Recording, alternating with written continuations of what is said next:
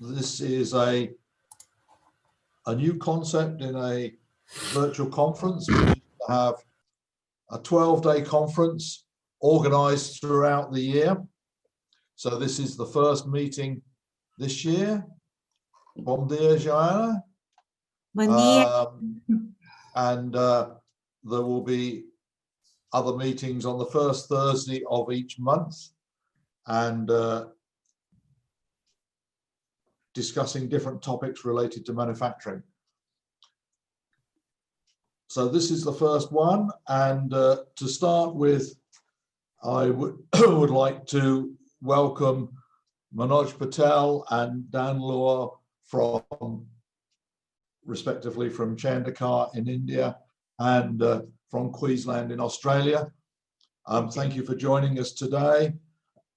We hope to have some more international delegates soon.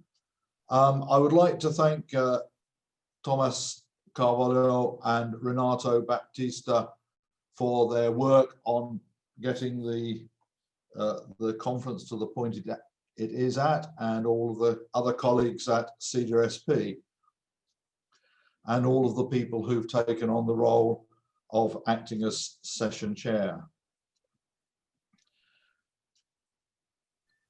There will be, at the end of this one-day session, there will be an opportunity to vote for what you think was the best presentation.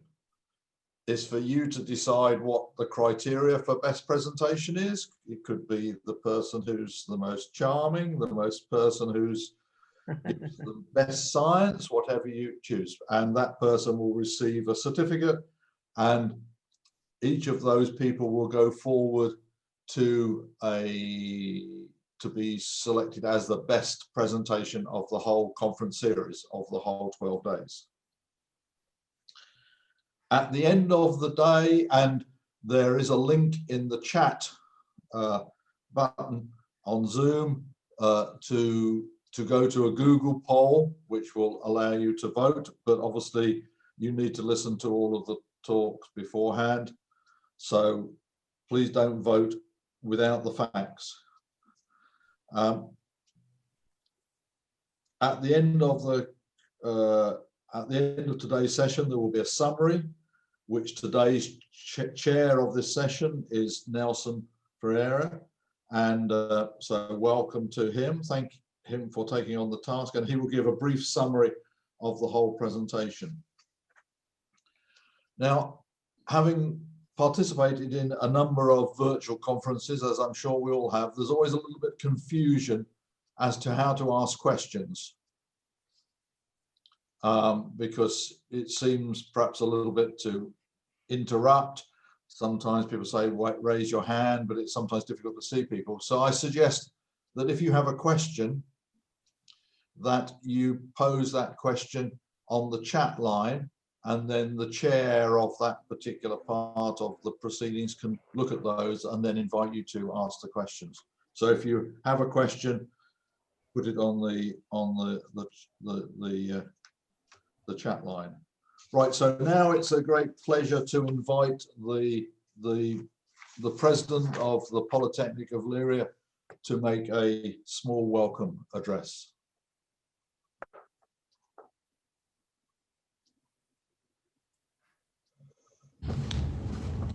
Hi all, it's a great pleasure as president of the Polytechnic of Leiria to be here in this welcome session on the Virtual International Manufacturing Forum Series 2021. Of course, I want to greet all of you, but also I want to greet the chair of the conference, Professor Jeffrey Mitchell, as well all the integrated members of the Center of Rapid and Sustainable Product Development, the CDRSP, including, of course, the director, Professor Nuno Alves. This is a unique event. It's a huge opportunity to discuss the direct and digital manufacturing. In fact, during the whole the year of 2021, we will discuss every month one specific topic that we will share to all of you and with all of the world. In fact, we will start discussing the universal printer. In fact, for us, for the Polytechnic of Leiria, but also for sure for the CDRSP, this is a unique and pioneer event because it's a true open science strategy connected to open and free for all the participants. But I really hope that this outstanding series could be recorded and shared with all the world, not only through the higher education institutions and research units, but also with the companies that are connected with this topic, this outstanding topic of the direct digital manufacturing. Please enjoy all the event during this year of 2021. Thank you for all of you, for all the shares of the conference to participate and to disseminate research with impact to society. Thank you.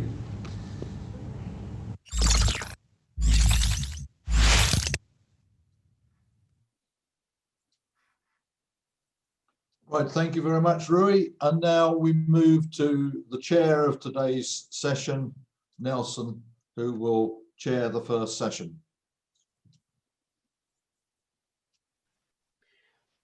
Okay, Jeff, thank you very much. So following the program, we will start with the first presentation of the day,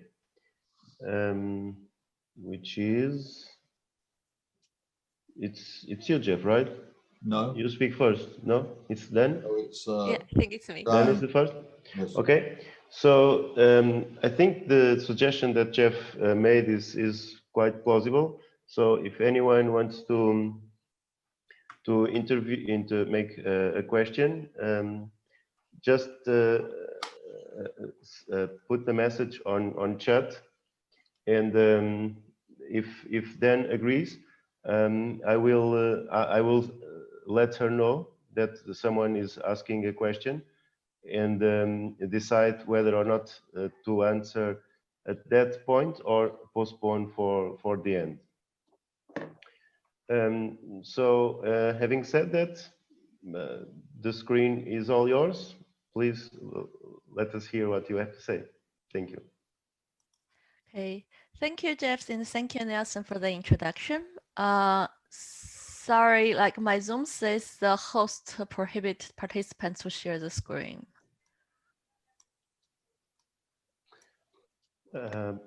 I don't think I have. Perhaps you should have. Maybe now, then. Let me see. Okay, now it's good. Okay, good. Okay, can everyone see this? Yes. Hello? We can Yes, see, yes. Perfect. So good morning, everyone. I assume it's morning in Europe. So the topic of my presentation, my speech is reperceiving 3D printing with machine learning. So my name is Dan Lu. I'm a current lecturer in the University of Queensland in Australia. So actually, this is just a title of part of my research. So I'm going to present two parts today. One is like the more theory-based exploratory research, and another one is more architecture practice-based research, all for additive manufacturing. So the first one of the more theory-based or the more exploratory research is about the challenge of spatial wireframe 3D printing. This issue emerges because basically most of the PLA printing or the most like the printer, they print with the FDM, that this kind of layering up method. However, in architecture, so I'm an architect, sometimes this type of printing effort doesn't acknowledge like the structural property of the material, and sometimes it has a significant downside in terms of like material efficiency as well as the like time and the cost.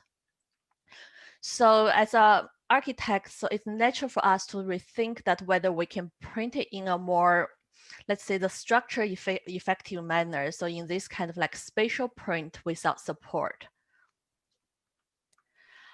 This is a precedent reference, the mesh mode by Roman Heck and from ETH.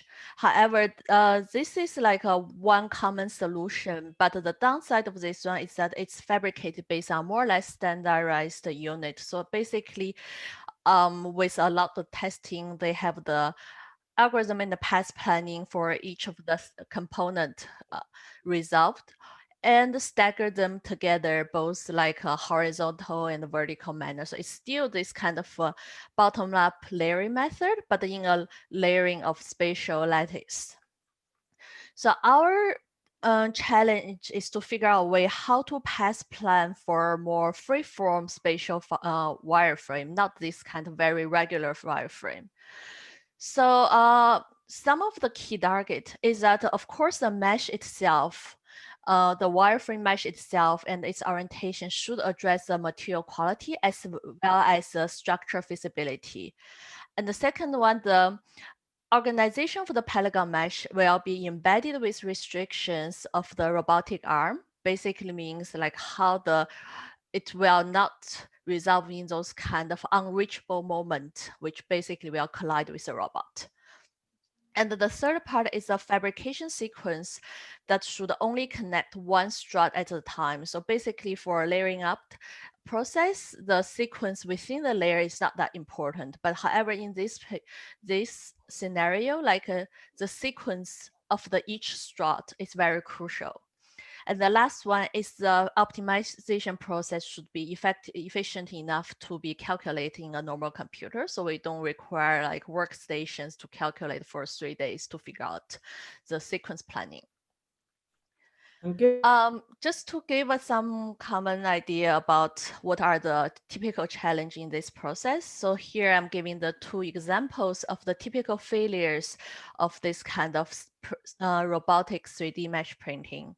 So one is that the accumulative structure deformation. So maybe like for the first few struts, it's still stable, but as with this like faulty sequence, as the structure accumulates, the process accumulates, the deformations that during the process become unstable, the structure become unstable as an interim state. And the one on the right shows like another common errors that is like the previously placed strut is gonna block the path and access of the printer to the like struts later in the sequence. So those are some of the special challenges in this type of printing. So in this research, we have developed, have 3 key developments. One is the mesh configuration that in coordination with the logic of a robotic arm, which is basically to avoid those kind of obstructions and blocking of the axis. And the second one is to create this decomposition algorithm, basically separate a huge mesh into smaller chunks that we can optimize individually. And the third one is the sequence finding algorithm that we are able to generate in sequence plan each strut within this smaller batch. So here are some of the basic parameters for mesh configuration in coordination with the logic of the robotic arm. So basically it needs to guarantee that there is a collision-free zone where the end effector of the robot can access during the printing process. So here is just like how that each strut during the optimization process that we need to check the coordinates and the axis angles of the robots. So it's not like optimize the mesh first and try to pass planning of the robot. The mesh itself have to be planned in a way that is rational and accessible for a robot. The second part is about the decomposition algorithm for computer acceleration. So basically, we use this kind of exhaustive method to basically test all iterations, so that if each batch to optimize, it contains a lot of a huge number of the shots, the optimization time will increase exponentially. So basically, the second step is that we need to break down a big mesh into smaller patch so that we can optimize them patch by patch and the sequence plan them with a smaller number of struts. Of course, there are a few parameters for this process. So basically, the two crucial area is that first of all, each patch should be smaller enough that we can optimize in a very effective manner. And second one is that each batch should be self-structurally sustainable so that the later sequence can be added to it without causing the much deformation to the base. So here are a few algorithms that I'm not going to too deep into that during this process. So one is the form shape itself should be stable with small deformation for every node. And the second one is the objective of the layer decomposition is to minimize the size of upper part. So basically, if we limit the number to 1, it's just become a sequence. But however, in this case, we're just trying to limit them to a smaller patch. And the third one is adding them together, it becomes this kind of decomposition algorithm that we're able to separate a huge patch of mesh into smaller segments that we can conduct our path planning algorithm on each of the smaller batch sequentially. So with those smaller batch, we will move on the fabrication sequence finding algorithm so that to compute the entire fabrication sequence, we start with considering how to choose the next strut to print at each state. And just to minimize cost for the subsequent printing. So the cost is calculated both at mainly in terms of the overall deformation. And this is the general process as a whole of the algorithm. So the first one, we started with the input and with the decomposition algorithm. So this is just a standard Stanford bunny. So that we actually decompose it into 4 layers, but it's not this kind of FDM layers. So this is like a more abstract layers, the 4 batch that we're going to path plant individually. So those are, and then we start to path planning for each individual path, basically sequence finding which one goes first and which one goes second for the whole structure. So here, this image demonstrates our simulations and what happens realistically during the printing process. So of course, there are the restriction on how much we can cantilever and how long that each strut can span in different angles that are also built into the original mesh optimization. So this is the printing process of this Stanford bunny. So the overall fabrication sequence. However, with this research, we have noticed a few significant shortcomings. So first of all, obviously not all mesh are printable. So it's vastly limited what can be printed with this method. Second of all, even with all those optimization methods, like the sequence and optimization algorithm still takes very long to run. So for the Stanford bunny, this one, I think it took like 8 or 10 hours to optimize, which really restricts its application. So have a second look at this process. We found it's most disturbing is mainly because that's the printing path. That means that each strut is actually overlaying with the path of the robot, thus creating a lot of conflicts that basically because there will be the robot hitting the frame, so this axis angle, and as well as the structure issues. So on the second thought, which led to my secondary research. So if we can use different alternative ideas to still print out this wireframe, but disassociate the printing path and the end form. In this way, we can resolve a lot of confliction. So are we able to print 3D geometries with just 2D movement, which can essentially be applied to a very standard normal 3D printer and doesn't involve this acrobat of the robotic arm? So this one leads to my second research topic. It's called reperceiving 3D printing with machine learning. So the issue with the first one is that we still rely, and the issue of this kind of high cost in terms of optimization time and calculation time is that we still rely on more traditional structure algorithm to check the availability and the stability of the structure at each individual state,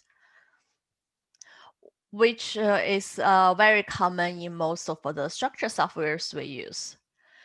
However, so this one also came out of my other side of research is about material computation. So this one also raised the question that if are we able to build material computation model with AI and machine learning that we're able to, let's say, look at the second image, are we able to print this kind of 3D unsupported form just by the natural physics behaviors, like this kind of dripping and the deformations, which is not ideally simulatable with traditional structure simulation softwares. So this is our goal, that if let's say the printer only moves 1D, but are we able to print 2D geometries in this unsupported manner by just calibrating the movement speed and the extrusion speed of the printer? In order to do this, we have created this workflow that composed of 3 steps. One is robotic automation. Basically, we created this automatic process of testing that are able to generate of material experiment in large quantity. We use a bit of simple image processing, image recognition to create a streamlined process of experiment output into formatted data sets, so we can process the relationship between the printed form and the control parameters. The last part is a machine learning process that are able to recognize the pattern between the printed outcome and the control parameters and generate these connections that we can use to generate our control code to achieve our target geometry. This is the experiment setup. So basically we have 2 synchronized robotic arm, and one is to print with different control parameters. And the other one is just hold the other end. So we're able to print sequence in different lengths. And we are having a high resolution 1080p web camera that captures the entire process. And this is an automatic testing process. That means this experiment run by itself without any human interventions, with 2 unlimited iterations. So it has 4 steps that's basically loops. So in one iteration, it starts to extrude with the changing speed, and the image capture of the entire experiment at each 5mm interval. And after this one print, the one robot, it will basically have a clamp at the end. So it will clamp out the printed one and throw that one into a garbage bin, basically clean up the experiment platform and automatically start to print the next one. So basically this loop can go on forever, and it can collect hundreds and thousands of experiment samples overnight with minimum human interventions. This is photos of some of the experiment process. So image A is the sequence of one iteration. So the process is captured at every 5mm intervals. And the bottom one is the comparison between different iterations. So by this kind of randomly generate control parameters, we're able to print this kind of non-supported curvatures of different shape and form. However, at this end, it's all like a natural physics behavior. We have no idea what is the relationship between this kind of random generated control parameters and the printed outcome. This is the frequency distribution of the extrusion speed and movement speed that in the data set. And this is the workflow basically with so this is the workflow of the second step, basically about the image processing. So from those those captured image, we start with cropping down into the automatic cropping down to the image A, and then extract the feature points into a formatted data sets that are represented in image picture B.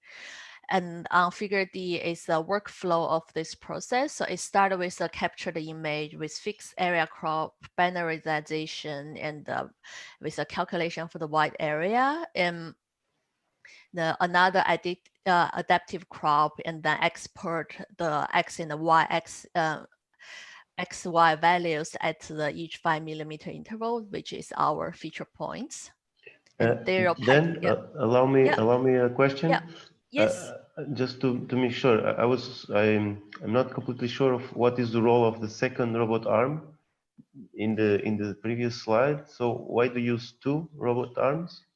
Okay, so the original idea of using 2 robot arm is that we're able to capture the prints of different lengths, but and also capture them at a different height. So the one idea that the one is just recording, one is printing, and the other is recording. Is it like that?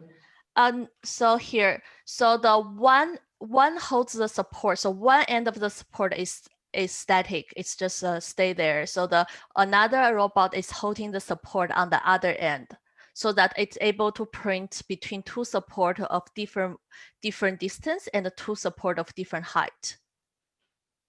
So the 2 end support can vary, like have a different relationship between them. I'm not sure I understand. I'm sorry. Yeah. So the left arm is the printing one, or is the right one? So the right arm is a printing one. So the left arm is basically just holding a platform. Okay. But yeah. So what is the advantage of doing this? I'm not following that.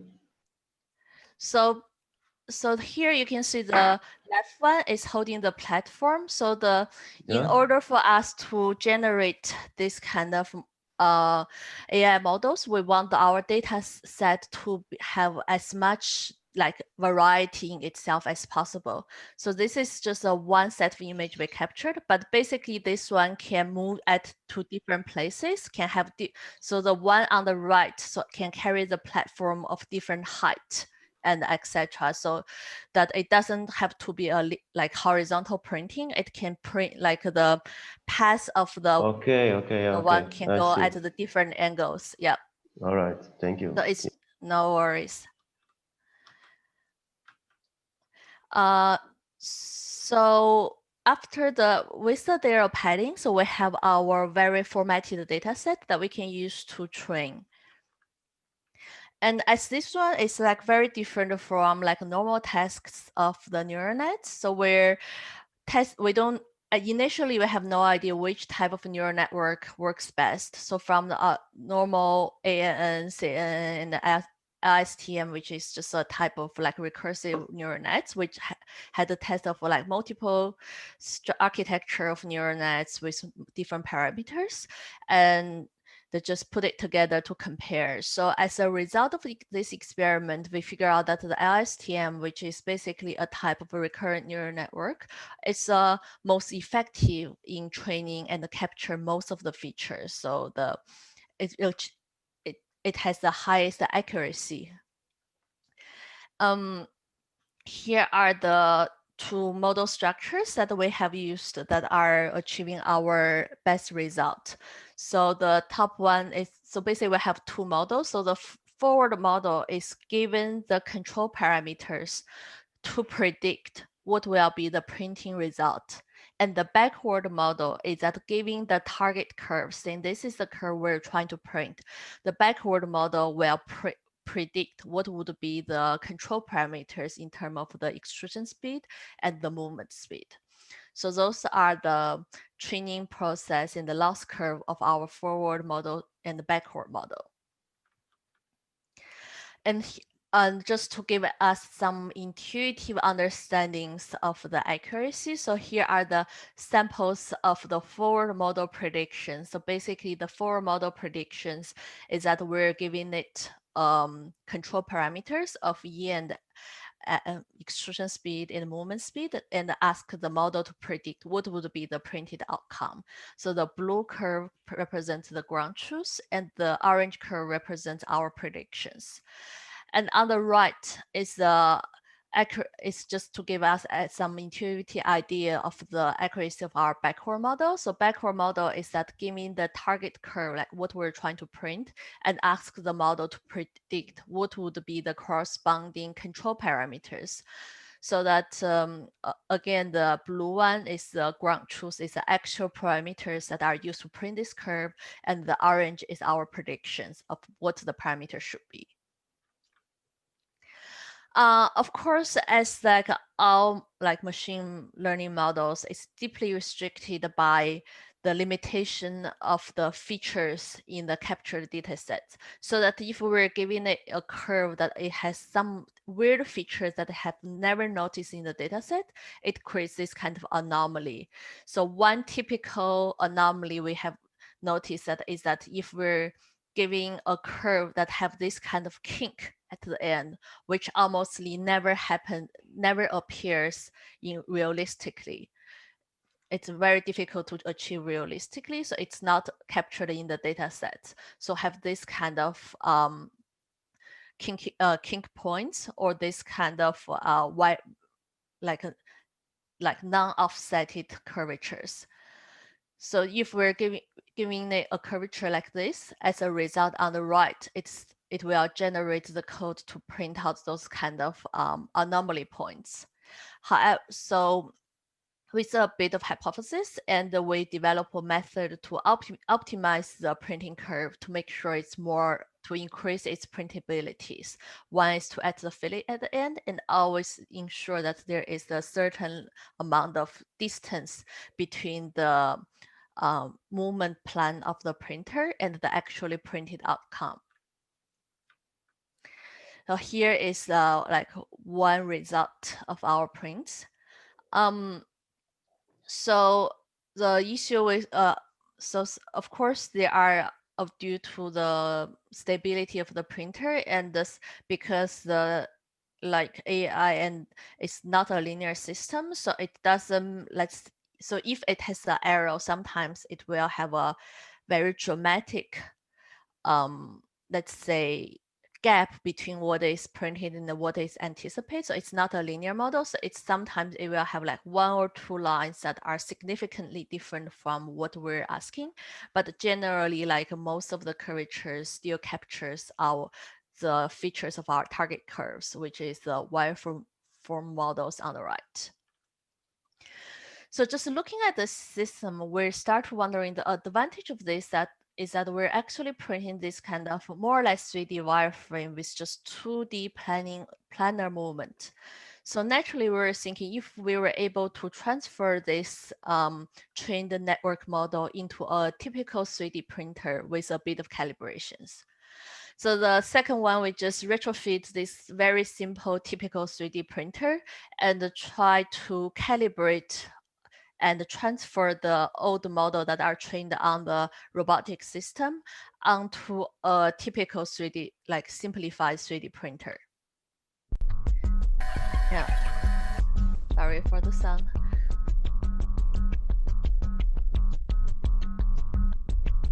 So here are just some of the process.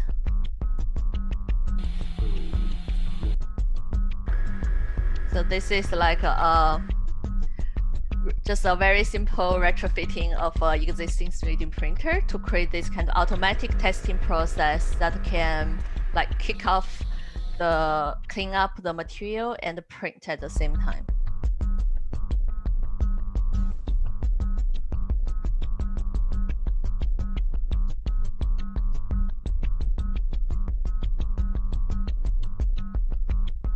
And we have printed a few curves just to transfer the existing models to here.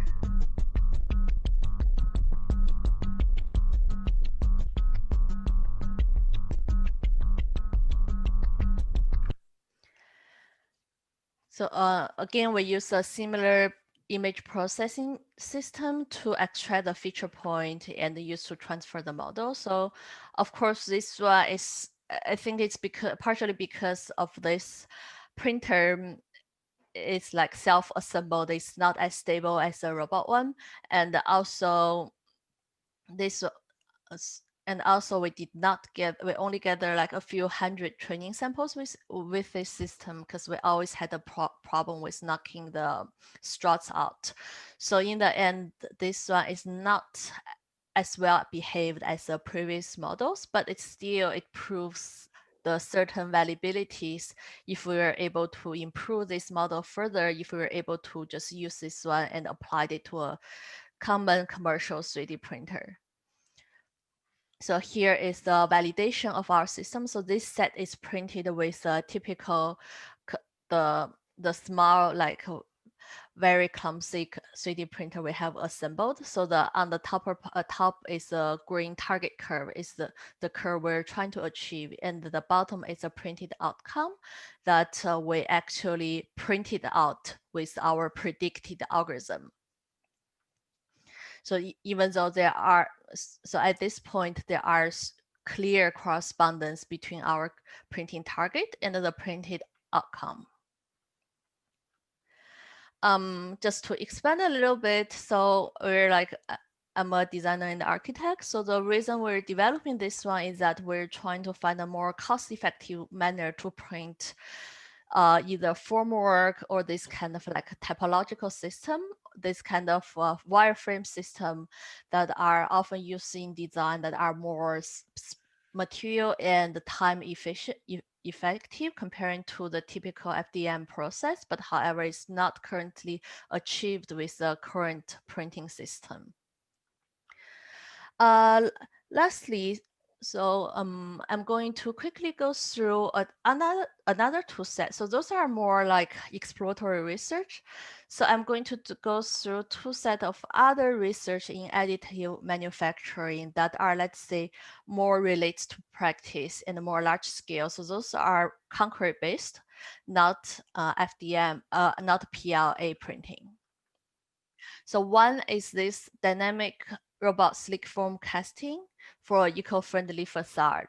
So this is actually a project commissioned by a client. So we're trying to, so this is one of my PhD colleague, he got commissioned to design these buildings. And of course, he designed this eco-responsive facade, basically have the louvers with different angles in corresponding to solar exposure. So this is one of the details. However, ideally with a typical manufacture process, which typically requires formwork, if we're going to customize the formwork for each individual component, the cost is going to be unacceptable for such a commercial project. So we're looking for alternative method if we can use a different way of additive manufacture process to fabricate this kind of dynamic louvers, but just with one standard fabrication system. One aspect we looked into is a dynamic casting system. This is developed by ETH. And this kind of dynamic form casting that are in comparison to the typical formwork that are commonly used in the industry. So we made a few improvements over the ETH model. So one is that we were able to use our system with standard off-shelf concrete without like expensive additives, but just typical concrete properties. We're able to add reinforcement into our system in a typical industrial manner. We're able to add bracing mesh and steel core to enhance the structural property, and we're able to increase the speed of extrusion. So this is a system we have developed. And we also develop a pipeline of the fabrication that we're able to extrude each of the component in a pipeline. So the main difference is that in the ETH model is that it's a additive process where the concrete mixture are added to the mold sequentially during the printing process. However, in our case, because of the curing process, it's very difficult to control, that we had the other option of having them cured in the formwork first, and then extrude the formwork at the moment where there are still certain malleabilities within the concrete itself.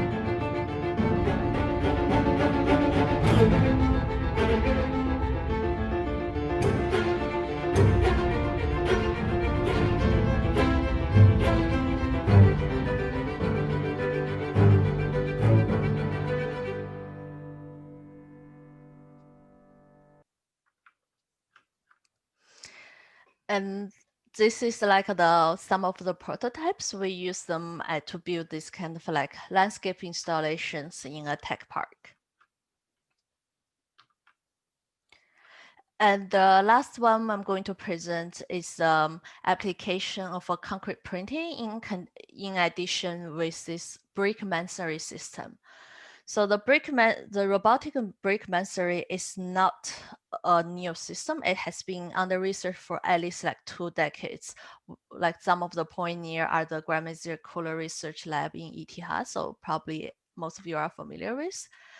However, some of the issue of this one is that it requires the use of this very highly calibrated and high graded brick. And also they require this kind of thin layered mortar, the thin layered adhesive. So basically there's no room for calibrations between layers. However, if we think about our normal brick wall, so this is also based on a commission project in China that first of all, we're using a very rough bricks. So the bricks are quite different, non-standard in size, and always have very like wedgy and non-even surfaces. So it needs this kind of thick bed mortar to add some tolerance in between. And the second one, because of its uneven, so basically it's impossible for us to use this kind of structure glue. Thus it raises a question that if we're able to add like this kind of mortar printing, like the thick bed mortar printing together with typical robotic bricklaying system together to be applied in this real project to address the real challenge of, let's say, the quality of material and etc. in these projects in China. So this is again a comparison with the previous more developed system in academic setting and our system. So instead of good quality brick, we're using low quality vernacular non-facing brick. Instead of thin bed structure adhesive, we're using traditional thick bed of cement. And we create this dual purpose end effector that basically a gripper plus a concrete printer. And our system should be working in rural China to a -15 degrees in the cold weather. So this is like very simple system that we have developed, but just serve the purpose. The difference, the tricky part is to coordinate the path planning of the concrete. So it only prints at the place where the bricks overlap with the layer above. Also, we added calibration system because our bricks are not standard. So that basically after each layer is laid, there is a calibration system to scan the surface and to decide how to position, how to print the mortar and how to position the printing heads. Here is like a printing tube of the mortar. So this is before the calibration of the path planning. So basically it just prints a continuous zigzagging on the surface of the lower levels. So that creates some problem because it starts to have certain overflow at the gaps, which are optimized in the later experiments. And of course, we need to do some very rough structure testing to see how this kind of bond works. And this is the end product.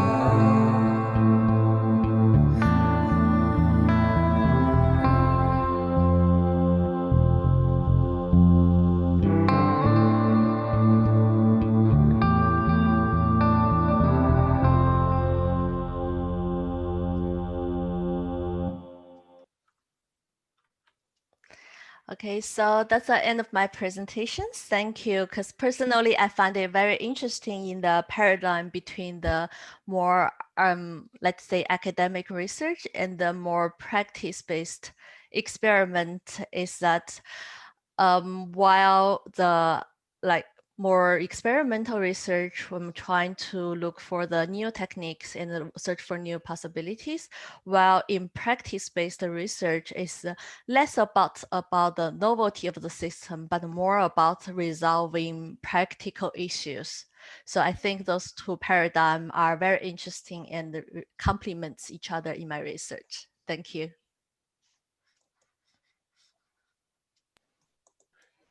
Thank you very much then. So we have time to questions, comments, remarks. So anyone, Artur, please. Hello, good morning. I was giving applause, not to ask questions, but I could have the opportunity. So if you give me the opportunity, I could ask some questions. That let's say, I have a question regarding. I saw that you made a lot of experiments with plastics, also with cement, and mixing together the deposition with pick and drop of bricks. We know that the reinforcement of these structures are very important. Reinforcement with steel. Did you think about make the deposition of mortars and also including steel to give the reinforcement? Are you working on? Yes, so I think it's a very good comment because there are a lot of research that are looking into the steel printing. And during our fabrication process, especially even if the slipform column as well as this concrete works, this brick wall,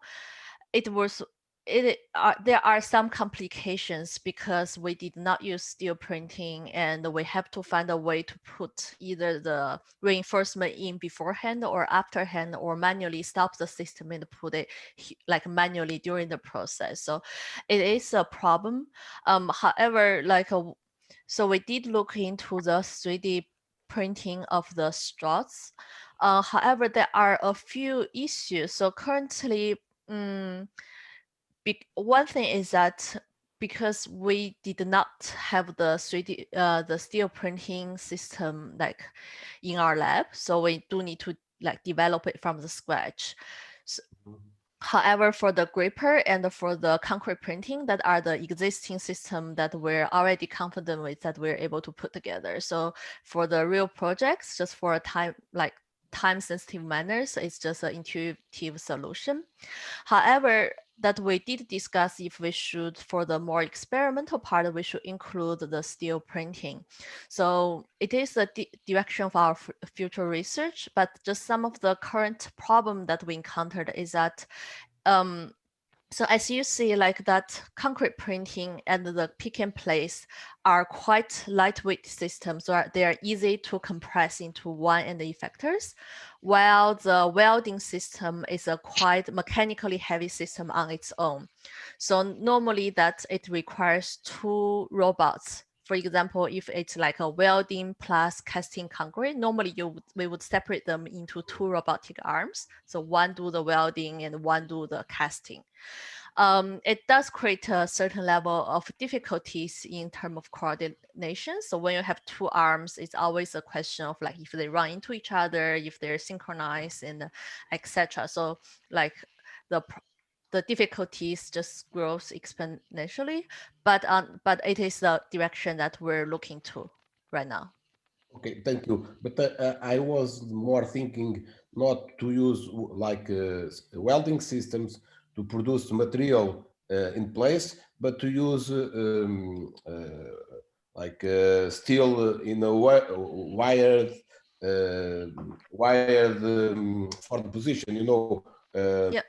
As we use today the steel for construction. You could use small diameter rods, depositing these and making curves and so on. I was not thinking about the direct deposition of metal, but thank you very much. It's amazing your work. Okay, thank you. Thank you. Thank you, Artur, for your question. Several other people raised their hands. I noted by order. So Miguel Belbut to ask some question. Miguel? No, well, I just want to congratulate Dan Lu. I was just clapping, but your work is very interesting, and I think I will at some point probably have more questions for you, because your approach your approach of trying to bring the fabrication of custom shapes to more effective, to make that more effective and easy to use is also something we are very interested in. And there are many possible avenues to explore. You try to model and predict the parameters, a set of parameters for obtaining a given shape. And I wonder if the same approach, same machine learning approach could be used for other parameters and for other constraints in the final part. In particular for specifying some material properties and tuning the temperature and the extrusion speeds and the deposition speeds and so on to customize the resulting material properties. So it was very interesting and inspiring, and I will perhaps in the future try to contact you with some more questions.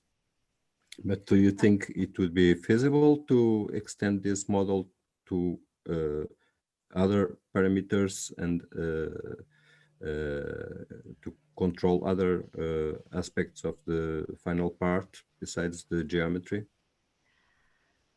Thank you, Miguel. So definitely, because actually this is a part of a sequence of experiment about material computation. So I did, so it's not only limited to 3D printing. So I did a few other research that are basically using the system, but on very different material system. One is on the nonlinear bending active behavior. So basically we predict if we have like this kind of zigzagging shape of synthetic rubber, and what if we bend it, how it will behave, how the material will, bending active material will behave without using any finity element model. So that one actually worked out very well. So I didn't present here because it's not related to 3D printing, but that one is essentially the same research method and a very similar system. We also use two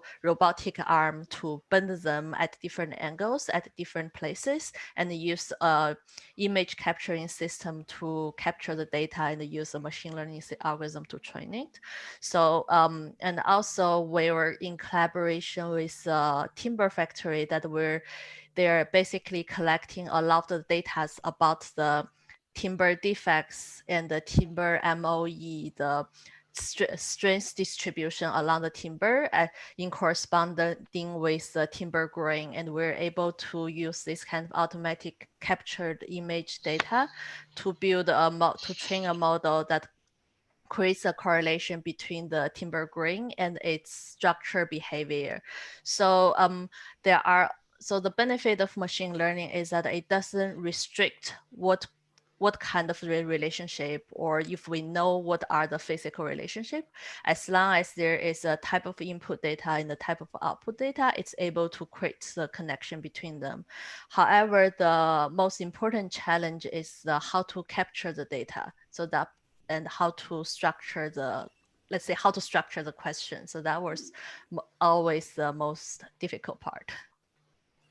Yes, you said that for the regular 3D printer, you had limited data set, and it was not enough for building a reliable model. What would be a reasonable size for that of sample size for that? Few thousand images, and or tens of thousands, hundreds of thousands? So basically for our current experiment, so normally for so there are two factors. One is that we think like the 3D printer we built is just not stable, like the hardware quality is bad. So even though you have the right parameters, it may not print consistently. So the second one is about the data size set. So for our experiment with the robot one, so in the paper, we also use some data augmentation to expand the data size. So basically we have captured around a little bit about 2,000 iterations. And we use the data augmentation. I forgot the explicit number, but I think we expanded by about 20 times the data set. So basically, instead of using the whole piece, we can segment them into smaller pieces and multiply the data set. So that with 2,000 iterations, we're able to get more or less reliable outcome, but there are still some problems in the process. The one process is that our initial training data is more or less randomly generated. And when you randomly generates material and parameters, they tend to even out. So it doesn't sort of exaggerate certain like features. So that are also cost in the redundancy.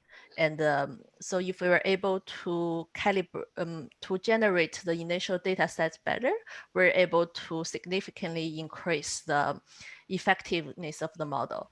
But just for the 3D printer, the small one, so 3D printer, I think we only captured about 500 pieces, and there are some of them are not usable because like they break apart, they leak, and etc. So but we only use that one for transfer learning, and in the end, it's that one because of the smaller data sets in doubling with unreliable hardware, so that results of the smaller model is not so not so stable. Just a very small extra question, if you allow me. Do you think these models could be made to be easily transferable to different equipments, or are they very much tied to the equipment that was used for generating the data set? So I think there are definitely limitations because of the hardware, but if it's just a normal, reliable 3D printer, it should be transferable with a little bit of calibrations. So this is what we're actually currently trying to do. So if we're having a reliable model, are we able to calibrate with, let's say, maybe 2 or 20, this kind of smaller number of testing samples to calibrate a system to a new machine. So this is actually something we're looking at.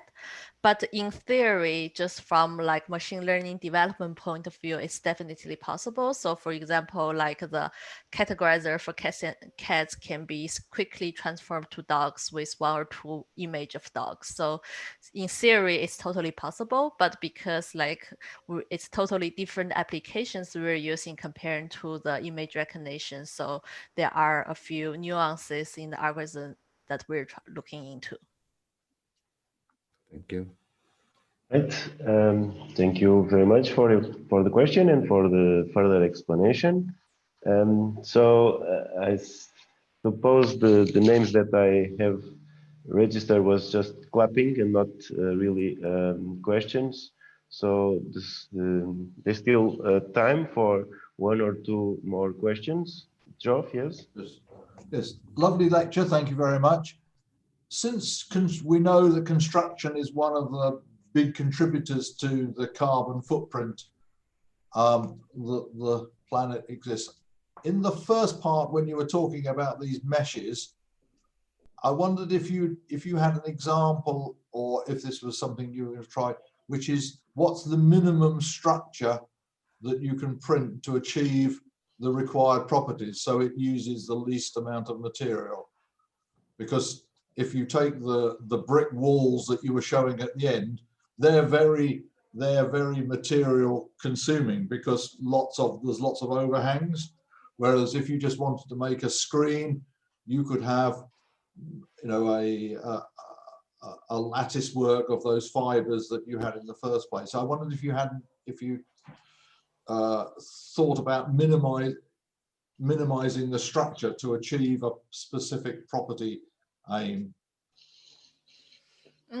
So basically for the first experiment, so I have to look into the algorithm itself, but I do remember there is a portion about optimizing the strut. So it is not explicitly to reduce the number of the struts, but because of the property of PLA itself, it does require a certain density to be self-sustainable, especially during the printing process. So however, like if it's too dense, it will create a problem for the path planning of the later struts. So in the end, like we didn't explicitly look into how to minimize the struts, but for our experiment, the end result of the optimization, the end effects is more or less very similar in terms of a density. So I think that one is restricted by the material property of PLA, which is like a very thin deformable structure, and as well as accessibility of the robot itself. So it's like constrained at the both ends. So it just happened to be that density. However, just coming back to your question about material density, so especially in the additive manufacturing process, so it's of course, first of all, it's depending on the design goal. So I'm an architect. So if you want to design like a solid wall that has acoustic barriers and etc., so it's a one story about one side about how thick you want and how material you want that separation to be. However, if it's on the other side that we just want to formwork to generate the form itself, so it's like my first and second research. In this case, of course, we want them to be a more lightweighted structure, but still there are constraints. So if we reduce it too much, it start to lose the, let's say, where we would not be able to recognize the geometry. So in order for people to recognize the geometry, we still need a certain density of material. So it's always this kind of very nuanced balance about how much do you lose while we still maintain the materialities that we're looking for. So even though that, like in the last one, like the brick wall that we were looking at last, so that one has a lot of perforers. So there are a lot of holes. So it's not a very densely packed brick wall as like what we see normally in architecture. So this one is because of the digital fabrication, because we can calibrate where we would be positioning each brick, we're able to create this kind of very accurate perforations and patterns on the wall. Thank you very much. Thank you very much. Well, we still have time for one more short question. Anyone? Can I just ask Yes, please. a quick question? Thank you for your presentation, Dan. I was just wondering if you have used this machine learning approach for cement-based applications? You mean the cement concrete based application? Yes, well, for cement extrusion, for example. Okay. So not yet. So currently for the machine learning approach, I have applied it in let's say the 3D printing, the PLA that you have seen, and I have applied it in the synthetic rubber, which is a bending active material, and as well as the timber manufacture to understand the property of timber based on the timber grain and the visual pattern. Okay. So those are the three fields that I'm currently involved in. Okay, thank you. And what challenges do you foresee for the cement extrusion approach?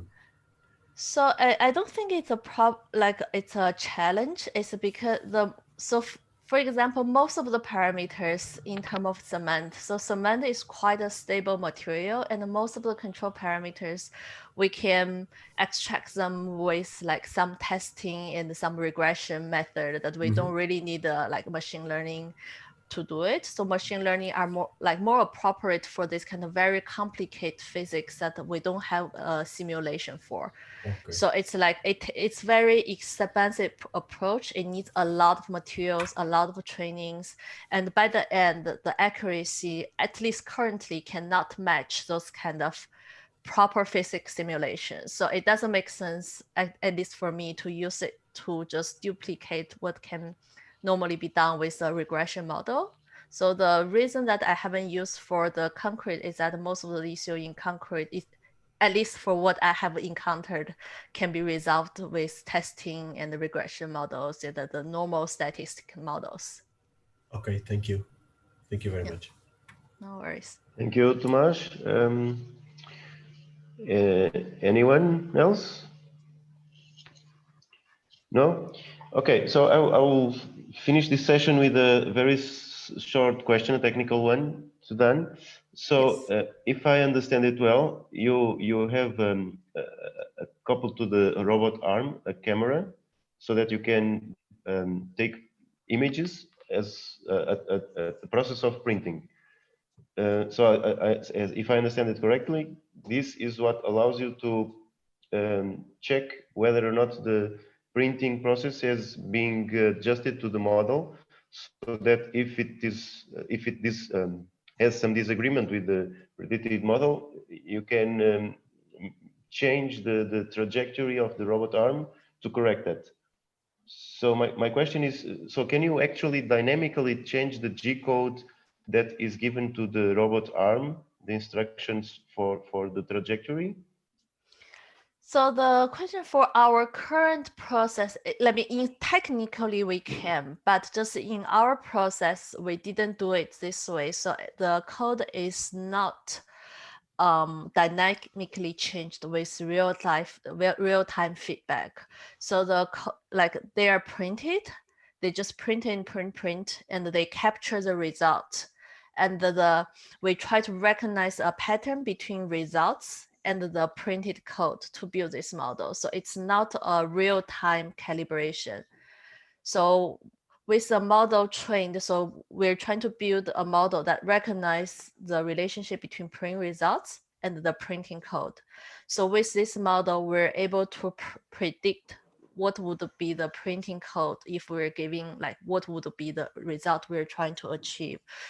And then we feed that code into the machine. So this is not what they say, like flight simulation, like real-time calibration to move things up and down. It's just it's become a more path planning algorithm. Like if it's a normal 3D printer, like it's like a Cura, like you give it the form, it analyzes the form, and it generates a code. So, and we print with the code. Yeah. Okay, yes. All right, so I think we are now ready for a short break. We will resume at 11:20 with Geoff's talk. So see you soon. See you. By the way, I just sent my email in the group chat. So if anyone is interested in contacting, all right, yes. Thank you. Good. Thank you. Thank you, Nielsen.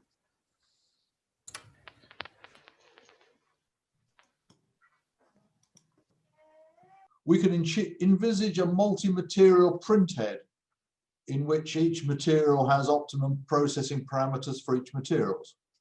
There are two drawbacks to doing this. There are probably many drawbacks, but there are two particular drawbacks. The first is the properties aren't defined at the point of manufacturing, but it simply provides a discrete selection of the properties. So we choose material A, choose material B, choose material C, etc. And a second drawback is that for some applications where, for example, biomedical implants is a case in point where precise matching to the tissue is required, the variation in selecting between different materials will be too coarse. And of course, there's probably insufficient biocompatible materials available. So we've adopted a different approach. The different approach is to use a single material suited to the application and use the variation of process parameters to vary the morphology of the polymer matrix deposited in the object across the part. And this has a number of advantages, the reverse of almost the reverse of the last slide. The properties are defined at the point of manufacturing because when we're changing the process parameters, it's during the manufacturing process. And the use of the same material prevents complications of weak interfaces between materials deposited under varying conditions in different parts of the product. So if we make it from different materials, we've got the problem of how the materials adhere to each other. I think we'll hear a little bit about that later in another presentation this morning. If we make it from the same material, it's a continuous distribution of material, and so we avoid this particular problem. So now to think about how to achieve this, we need to take a lateral step into a collaborative project between the Centre for Rapid and Sustainable Product Development and the Alba synchrotron light source. The picture on the left shows the exterior of the synchrotron light source. This is essentially a system in which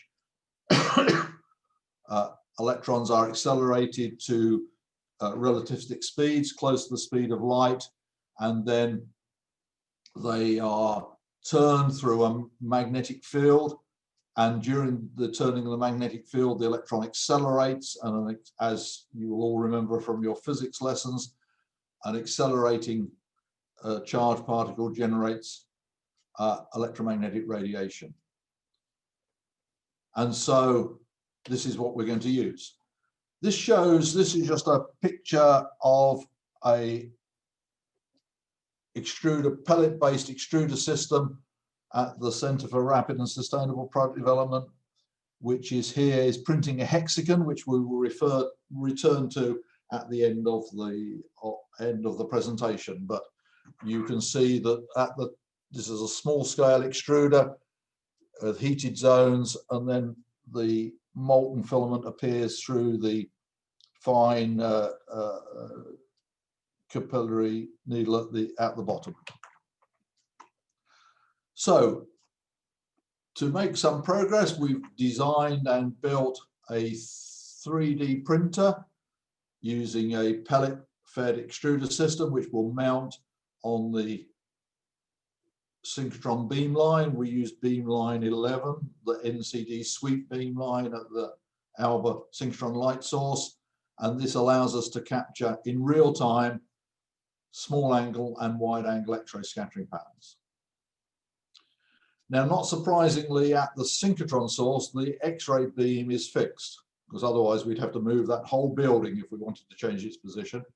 And so the 3D printer is mounted on a translation stage, which allows us to move it so that the X-ray beam intercepts the extruded filament, as shown on the left-hand side.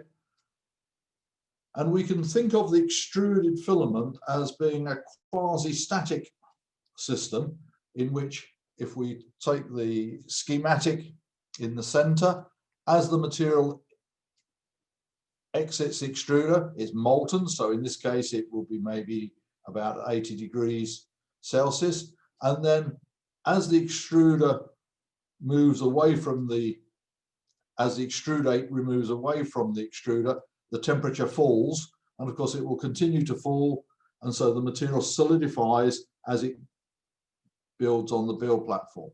And so we can position the extruder so the X-ray beam intercepts this extrudate at different points, effectively corresponding to different temperatures.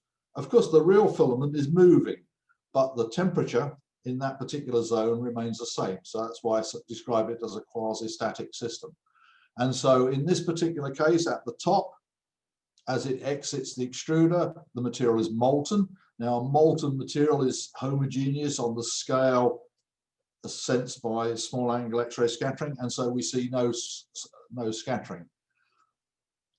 Then as we move the extruder up so that we're sampling a point in the extrudate at a lower point at a lower temperature, the material starts to crystallize. And the center of the three patterns shows a small angle X-ray scattering, which shows a typical lamellar crystal structure with an anisotropic morphology. So if it was isotropic, this would be a circular ring.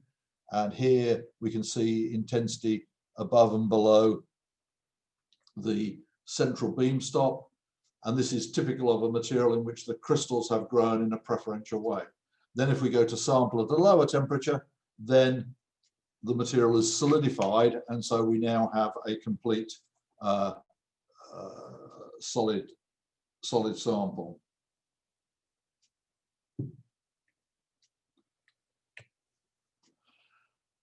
Now, with the materials we're using, these are all thermoplastics. The first one we used was polycaprolactone, which was chosen because it's widely used in various research projects in the Center for Rapid and Sustainable Product Development, but it's also widely used for making biocompatible implants, scaffolds for tissue engineering, etc.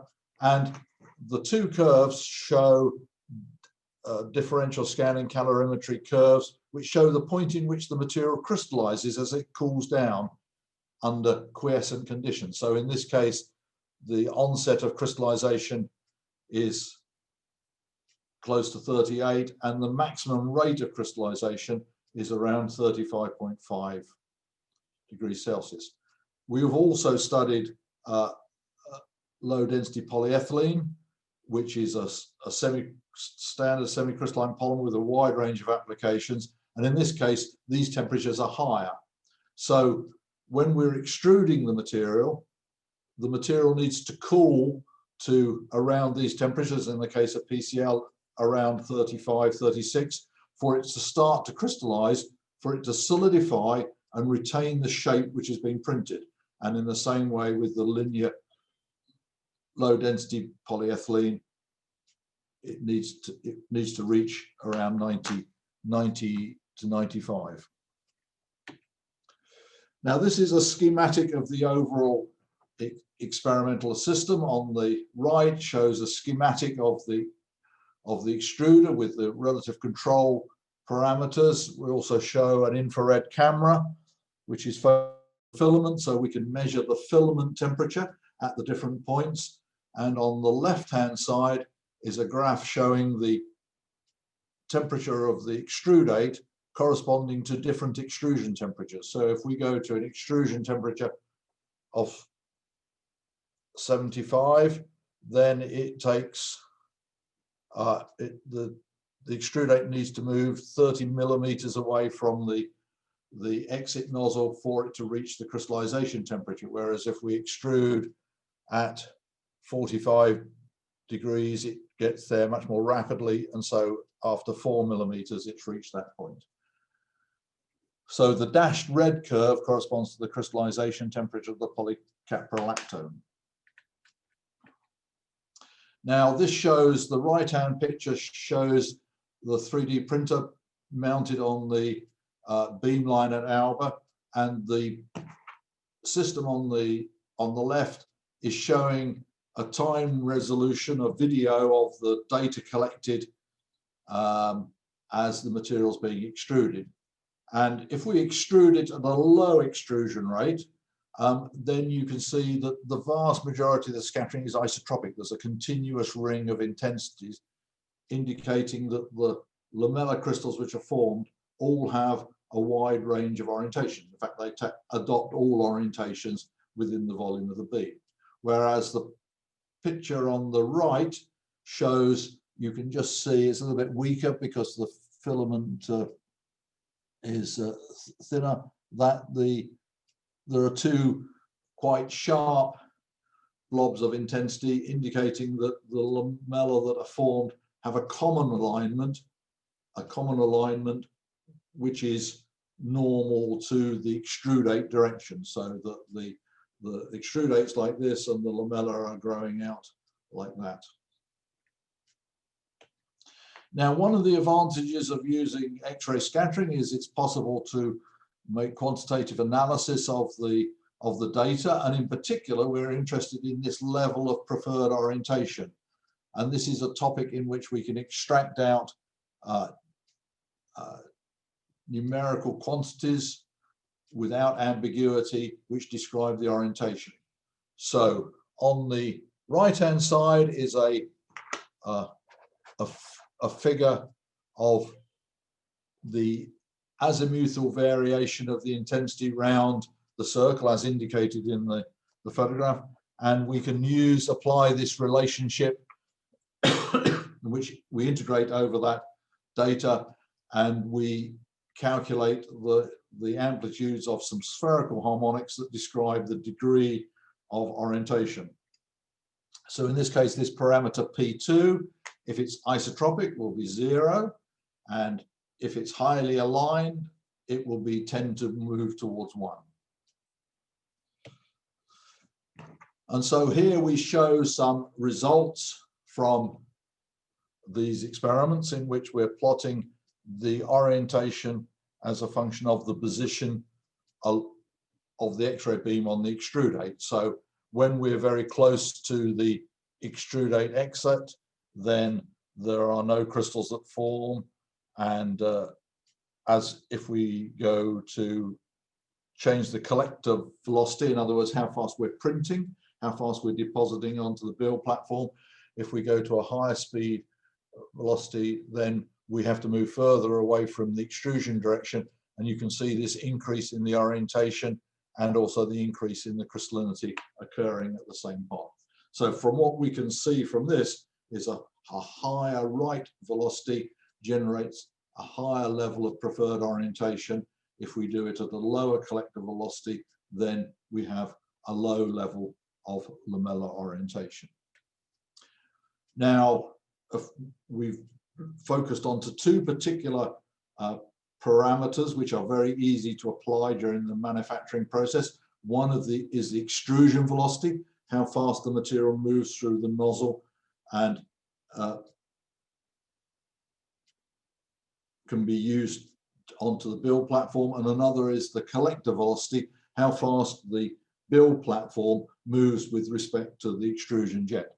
And we've calculated the level of preferred orientation in each of those cases, and you can see there's variation and control. So if we go to the top right corner where the collector velocity is high and the extrusion velocity is lower, then you can see that we can get to an orientation parameter quite high, whereas if we go down into the left hand corner, then if we have a low collector velocity and a medium extrusion velocity, then the orientation is very low. So what this means is if we vary the processing parameters of the 3D printing process, we can vary the level of preferred orientation in the extruded strand. Now, the next obvious question is, does this make any difference? Well, it makes a difference to the mechanical properties. It also makes a difference to the rate it would degrade in a biodegradable system. It will change the way it deforms. But here we show two load displacement curves for two strands, one with a high level of orientation, one with a low orientation in this case. Now, the modulus, well, this is just showing we see the same thing with the low density polyethylene. Right. So we see the same thing, that the orientation depends on the collector velocity, and it decreases with the extrusion rate of the filament.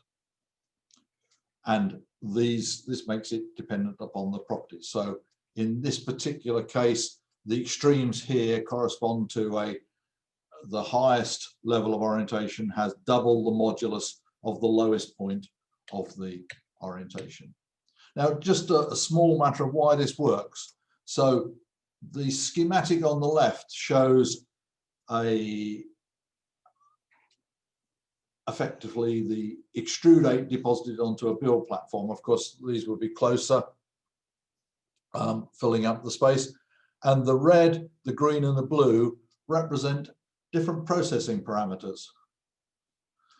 But of course, this is a continuous strand of material. And so there are no interfaces here because the interfaces don't exist along the strand, and the interfaces between the opposing parts on the build platform are the same material. So there are no real interfaces in this system.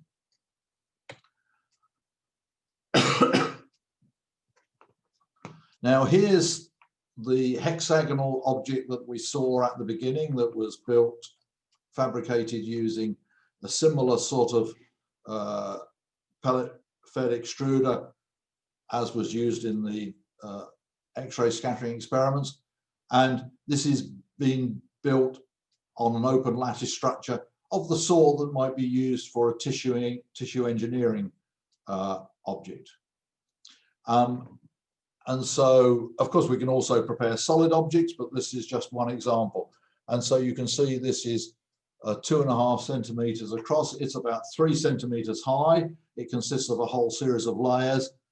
And to make this, we've set the deposition velocity. That's the rate that the build platform moves with respect to the extruder, to be proportional to the radial distance from the center. And so what that means is that it's moving faster when it gets on the outside, which means that there will be a higher level of anisotropy, and so the material will be stiffer. So this object is a system in which it's will be softer, more flexible in the center, and harder at the output. So it means that we've indeed been able to write in the properties as well as the form of the object into the same system.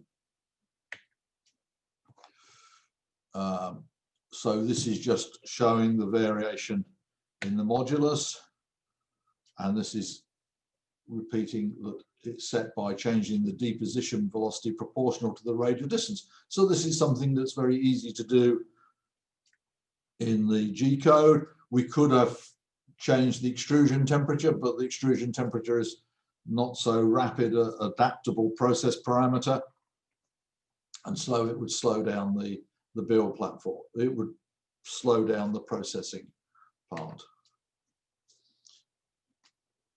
Right, now to summarize, what we've done here is to use the influence of the processing parameters in an FDM additive manufacturing process to vary the level of preferred alignment of the lamellar crystals which form in a semi-crystalline polymer such as PCl. But we've also observed similar effects in other semi-crystalline polymers. And this is something that could be applied to any 3D printer as long as the design of the extruder and the extruder exit channel is designed appropriately so that it leads to the alignment of some of the chains that lead to the formation of a preferred alignment of the crystal. So it's not necessarily reproduced in any 3D printer, but it's reproduced in the 3D printers that we've used here. We've produced shapes on a centimeter scale, but we're also changing the structural variation at the nanometer scale. And there are variations in that structure at the nanometer scale on the millimeter and micrometer scale. So this is really a multi-scale structure that we're writing to the system. And so we can use this multi-scale manufacturing to design and optimize properties of novel objects and their performance during use. As I said, this doesn't just impact upon the mechanical properties, it could impact upon the degradation rate, it could relate to the adhesion of cells in the case of a scaffold for tissue engineering, it could relate to many properties in the operation. And to do this, we've simply used the G code in the format that we used within the Center for Rapid and Sustainable Product Development to produce these. And we produced lattice and solid objects. So we started with, is it possible to have a universal printer that prints the full digital design of an object, which includes both the form and the properties. And this is a step in that direction. Now, let's think, what are the future challenges? Because this is just one little step. Well, one of the challenges is how to design and optimize complex objects with spatially varying properties. And if we make such an object like that hexagon, how do we verify that the printed object matches the digital design? This is by no means a non-trivial question. And how do we extend the property variation available for different materials? So I've shown how we can use it in the case of using 3D printing of thermoplastics, particularly semi-crystalline thermoplastics. But couldn't we use this to develop property variations on other scales in other ways? I believe that there are ways of doing it with other materials. So this is kind of broader context. If we design a complex object, it would be easy to design like a bunch of flowers. But how do we design that? How do we translate that complex design into printer code in a seamless manner?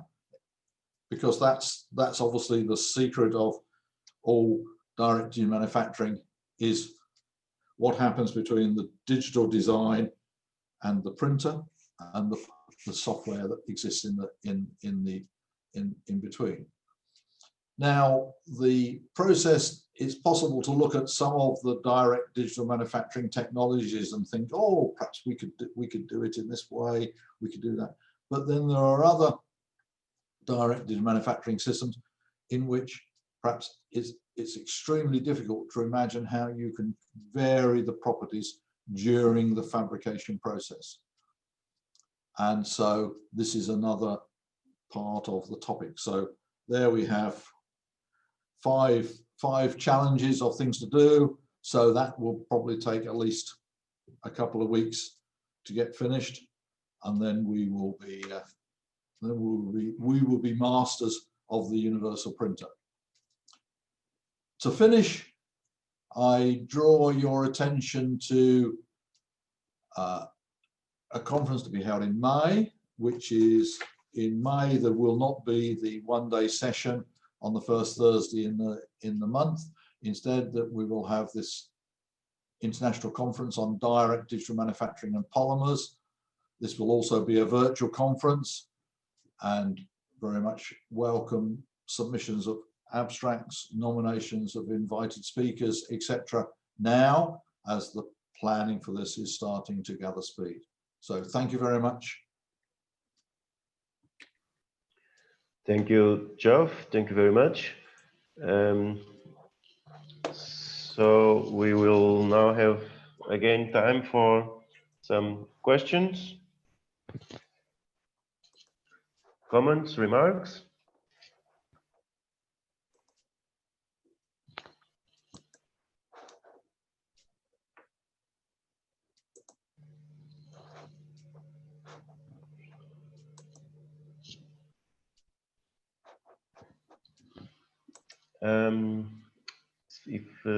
If no one wants to intervene, to make an intervention, I would like to make some comments. So we are actually committed to this notion of the universal printer. There is, of course, some ongoing work and for future work, and which is based on past experience for some decades now. The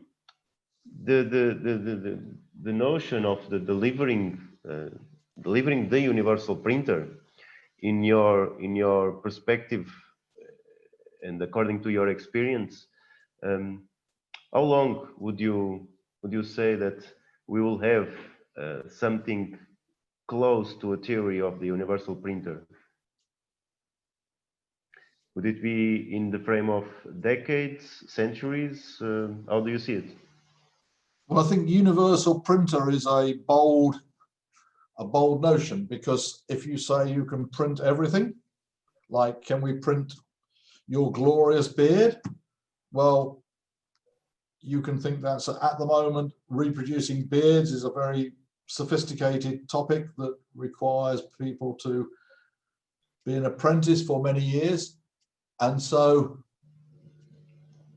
being able to make anything, whereas if we were to draw a subset of what we mean by anything, then it's more possible. I think that the key thing that I observe is that which will now accelerate, but is the slowness of people to adapt to designing things which take account of direct digital manufacturing. And until there is a specialization in the design of products using direct digital manufacturing, then none of these boundaries, none of these questions will be asked, because it's simpler to use direct digital manufacturing to make objects as we make them at the moment, which is just to make fairly simple design things and then bolt them together, rather than to thinking about how we make a single product in a single stop at the 3D printer's stage. And so I suspect that in some niche areas, like the one that I presented, that we could use this to make interesting objects in the next 5 or 10 years, because we can see applications of them.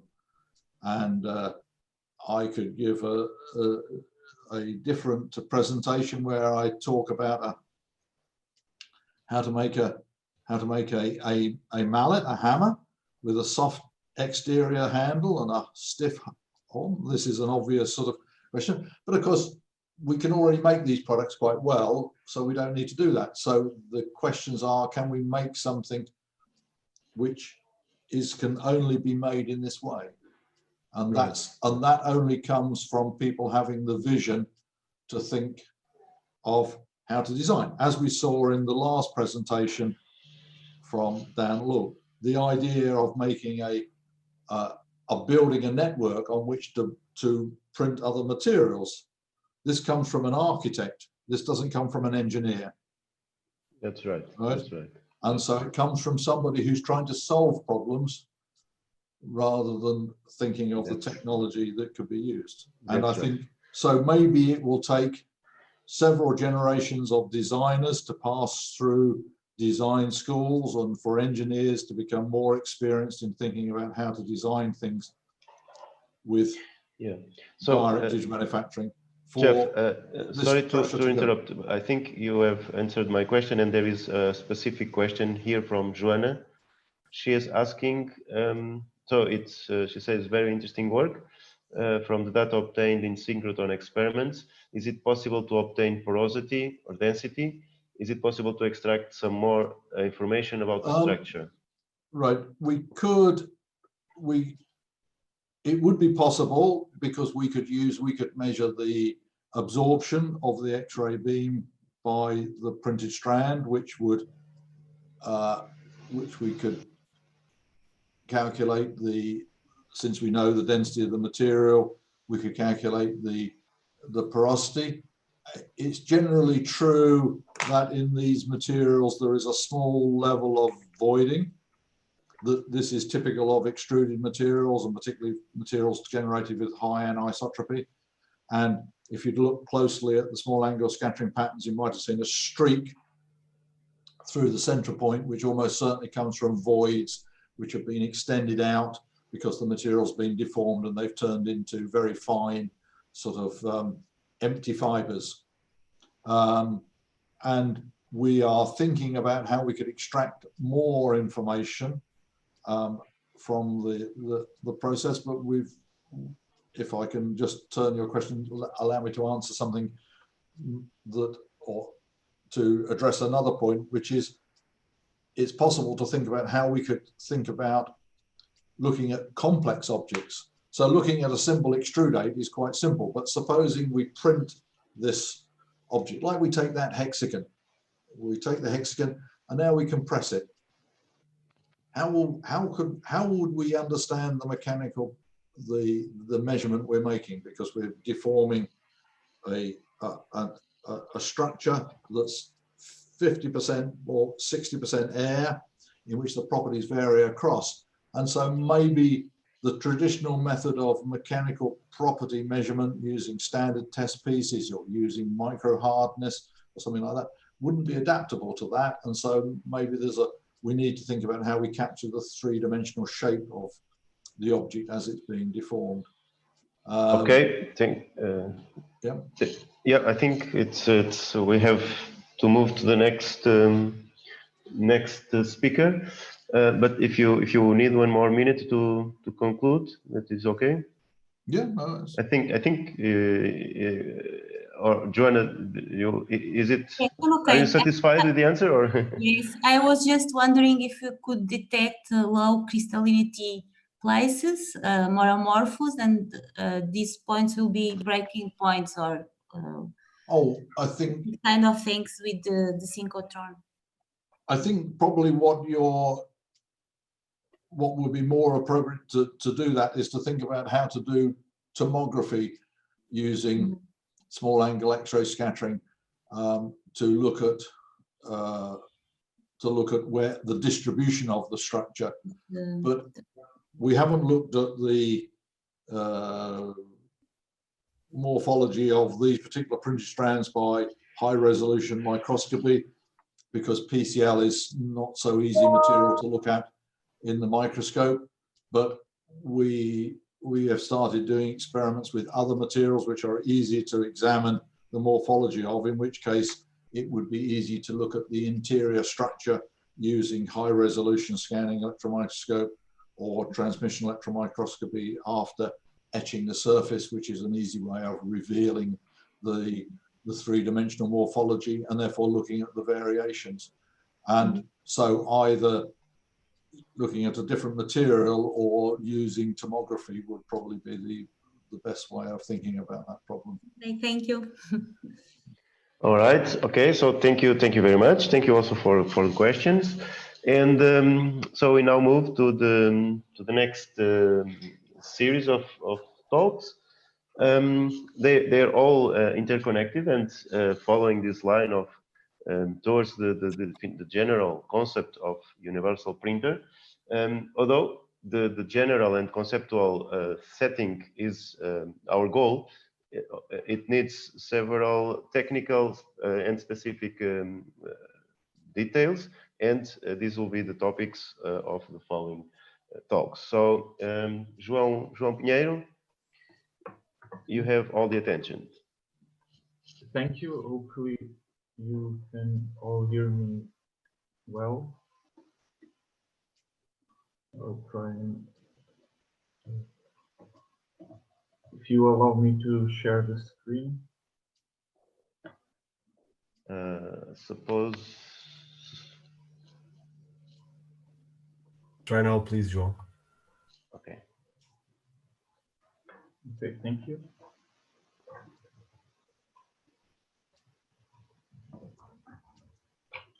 Okay, thank you, Nelson. So I will be talking about the techniques and that we can use to validate and to interpret and to inform the process and the concept that we can use in the universal printer. So in CDRSP, where we develop our work, we have been working for many years and working on very different types of areas using additive manufacturing and 3D printing. Most of the printers we use are FDM, as are most of the printers used throughout the world. But we use printers using all the different techniques, including polyjetting, SLA, and all of the different techniques that we by working, and we work in different areas. So we've been working in biofabrication, trying to adapt additive manufacturing to biofabrication, to technical requirements such as molding, trying to produce by additive manufacturing the central part of the cavities in molds, or the thermal systems, which have different technical requirements for the different areas. We also use just the general printing to produce parts, as many people do at home, that you can see here. So what I will try to talk about here is passing through 3 points, which would be my interpretation of the universal printer, which is always a very practical approach.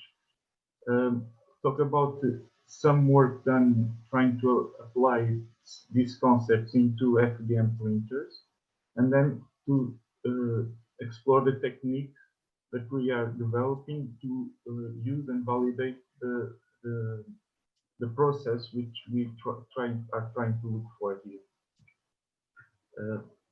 The universal printer.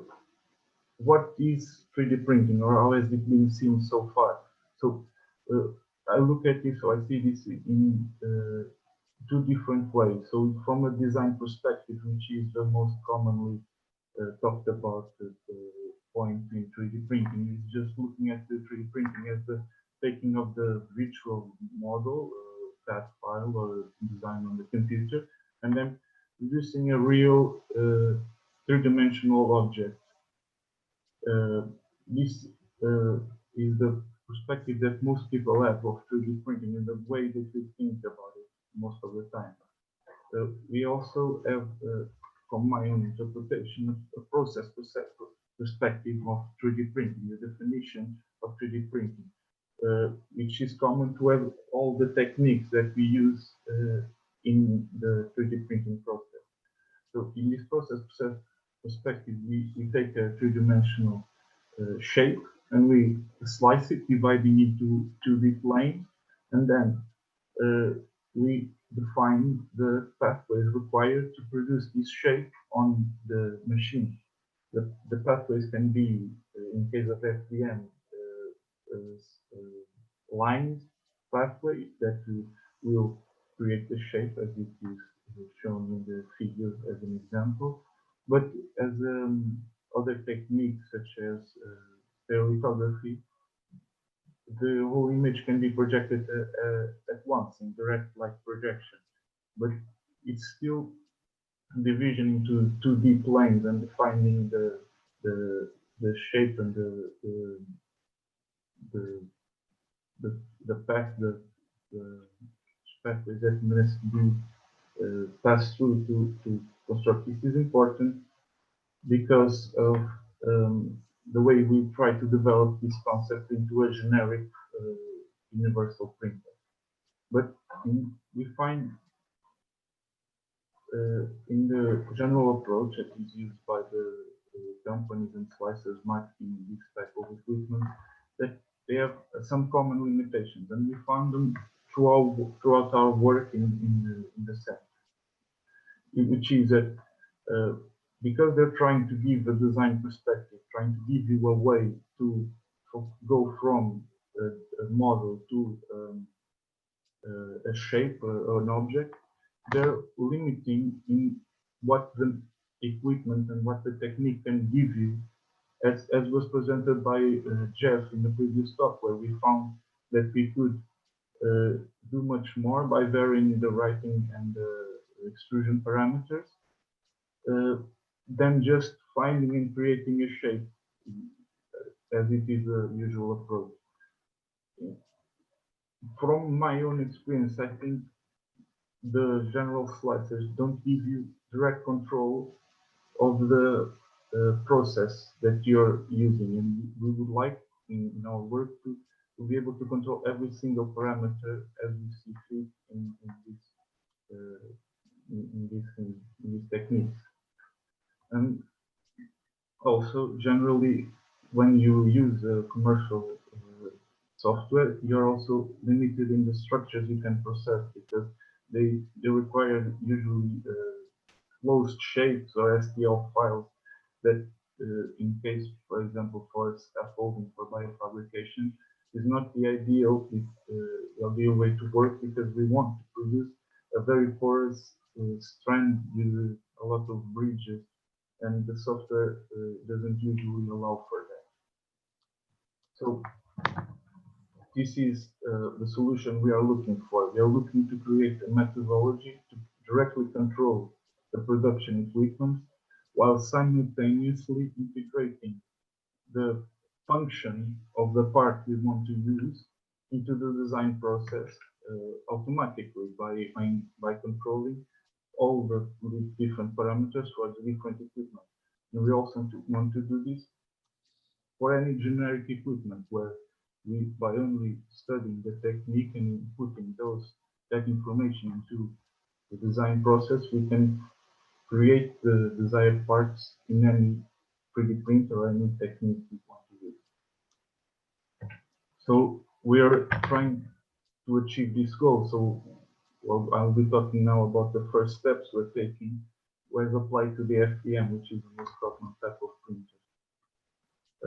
So what we were able to do is to generate or to replace the usually slicer process with our own methodology software to create the machine code to be able to control fully the machine. In this case, we just created a small Python script which has as an input text file, which is an ordered list of points, a point cloud, but an ordered point cloud that will define the part and the pathways that must be taken to create the part. We also, at the same time, take the different parameters for the material and for the printer we want to use, and we generate a generic the code automatically generates the specific code necessary for a machine from a generic model we have designed. So what type of parameters are we using from the machine to be able to make this conversion? We take generic parameters from the machine, such as what is the required minimum speed or bed temperature, and the material, such as the melt temperature, which informs the temperature we have to have there on nozzle. We also, considering the design process or the function in the design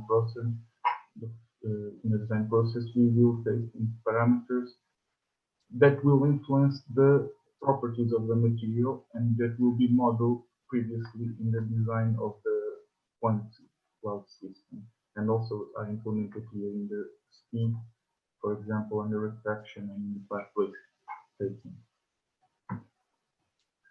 So in this code, we take into consideration that we wanted to apply to an FDM printer, a generic FDM printer, but we wanted to be able to generate at the same time for any printer we want. So what we did was we designed the code to start the printing process at the center of the bed, and we define the size of the part or the size of the part we want to create as a function of the area of the print area, of the bed area for each printer, which is an input parameter we use. We also do the same for the extrusion. So all the different parameters are defined in terms of the printer that is used as input parameters in our code. It means that we can take the same model, the same part, apply this code with the different parameters for the different printers, and it will generate an equivalent part to be applied in all the different printers. So as an example, we can use this test, which we have already applied, and we take this ordered list of points which is generated previously, depending on the intended part we want to create. In this case, we use a very simple function, a very simple sequence to test this. So we take this shape here where we move the point for this square-like structure, and we repeat in a few layers just to test. And we were able to have the printer create this, and we are able now to control the printer directly as compared to our model. So this is the point where we are now. We've taken the early steps to start and apply the concept in the printers physically and create the parts. More than just using a generic software to create our test sample. So how now we're looking at the future, and how we will use these techniques to validate that these properties we want, that I'm saying we are including in the design process, in the concept, and to use in any printer, how we validate and how we compare from different printers, what will be the reliability and the reproducibility of our different concepts. So we define a set of initial properties which we define as the most important now for informing the 3D printing process. We define the accuracy of the printer and the reproducibility of the part we design. We define the mechanical properties, the surface, and also the internal morphology. And how we will measure this? So for the accuracy, we can use this system which we are developing, and we already have some results, which is a set of cameras that will take different pictures with some overlap of the part at different angles, and then through software we can reconstruct the part we produce. So for the different printers we can take them and we can reproduce the part digitally by having this digital part reverse engineered. We can then compare it to the original design. For the mechanical properties, if we are talking about an homogeneous material or a simple test for a part, we can use a standard mechanical properties test, universal testing machine to test the properties. But because we're trying to apply this concept to different materials with anisotropic properties or different generic shapes, we have to think one step ahead. And so the idea is to include the system of cameras was designed to be included into universal testing machines to do simultaneous measurements of the shape and the reaction that the material has to the different mechanical tests, so that we can use this to validate when we try to create or impose a property or a response on the part that we want to use. On the surface topography, we can, if the features we are looking at are big or above 0.1 millimeters, we can just look at the part and see what's the type of roughness that the part has, or we can use a camera to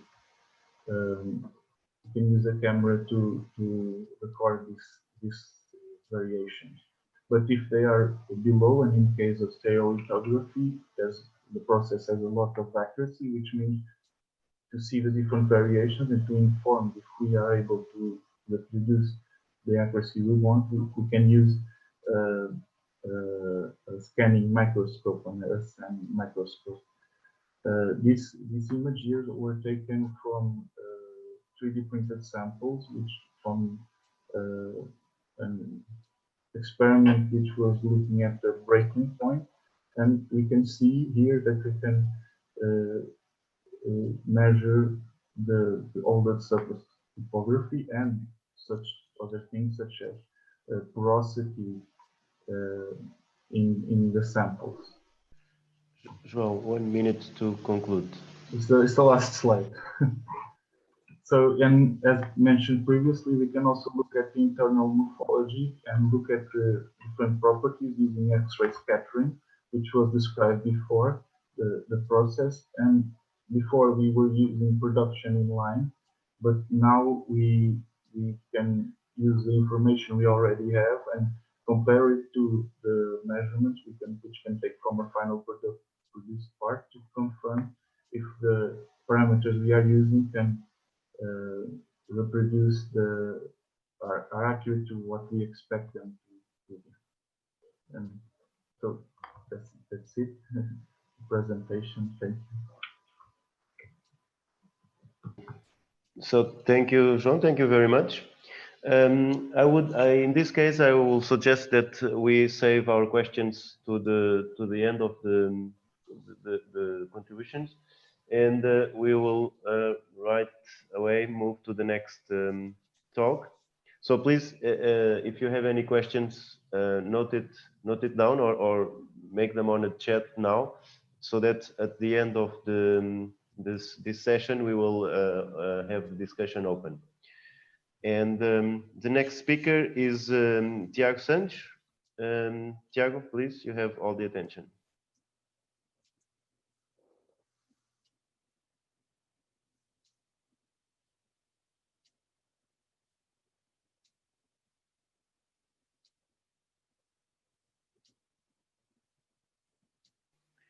Tiago, you have to unmute your microphone.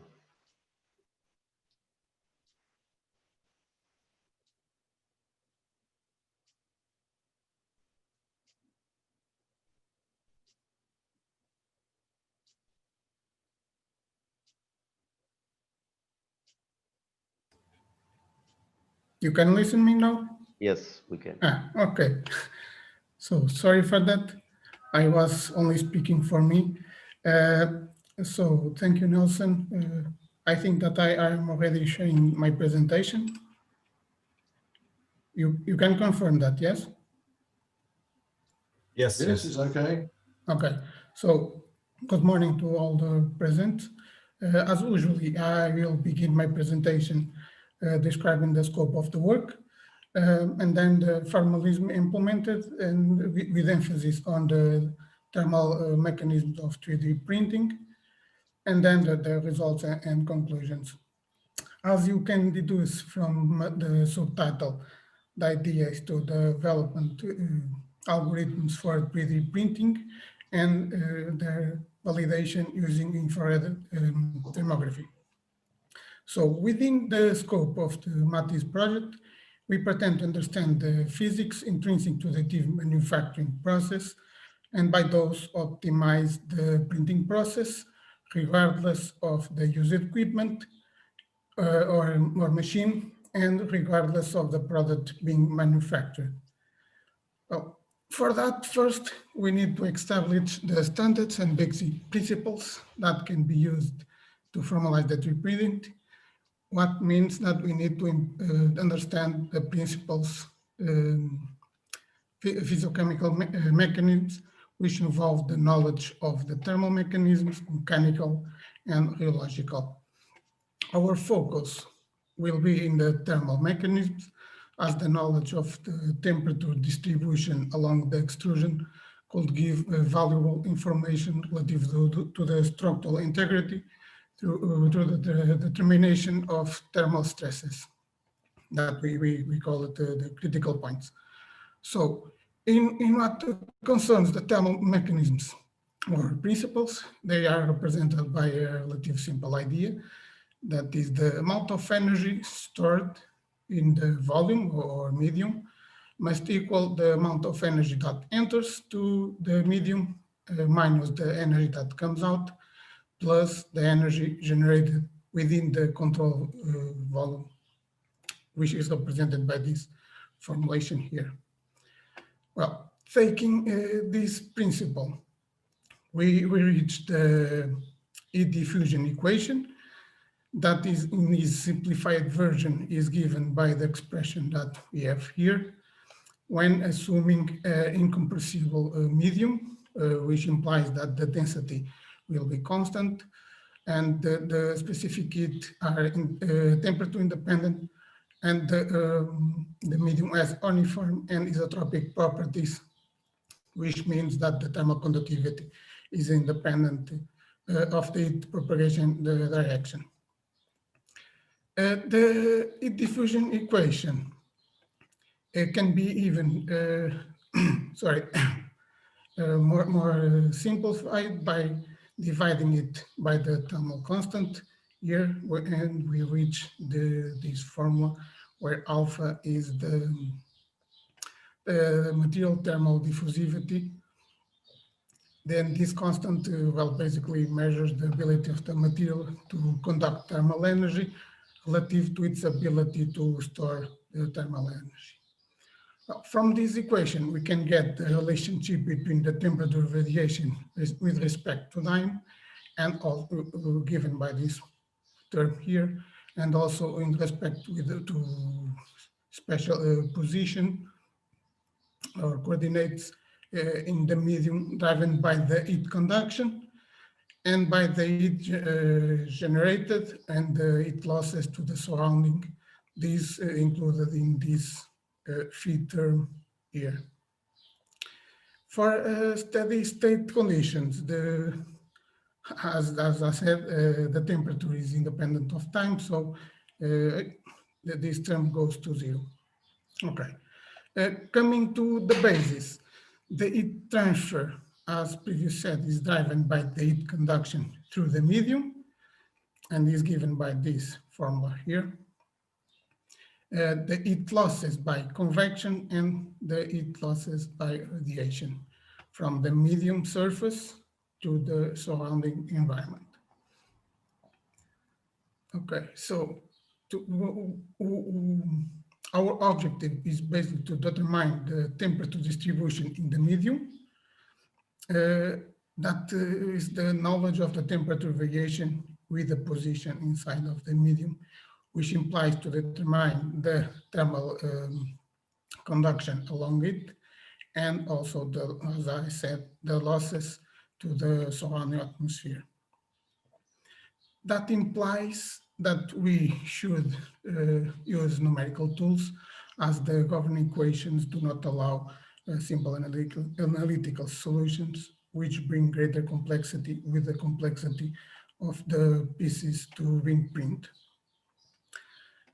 So the numerical discretization and considering the 2D case study is done by the transformation of our medium or domain into several smaller domains, creating a mesh through each lane in X and Y directions. The heat is developed.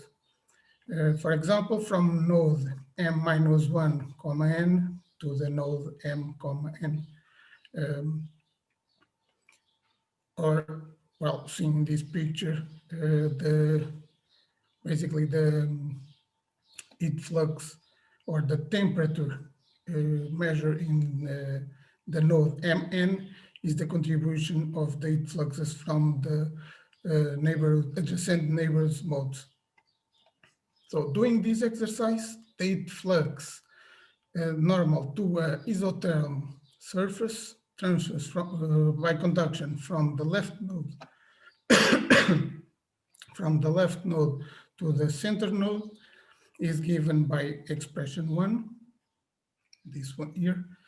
This isotherm is represented by this red dashed line and represents the surface along which the temperature is constant.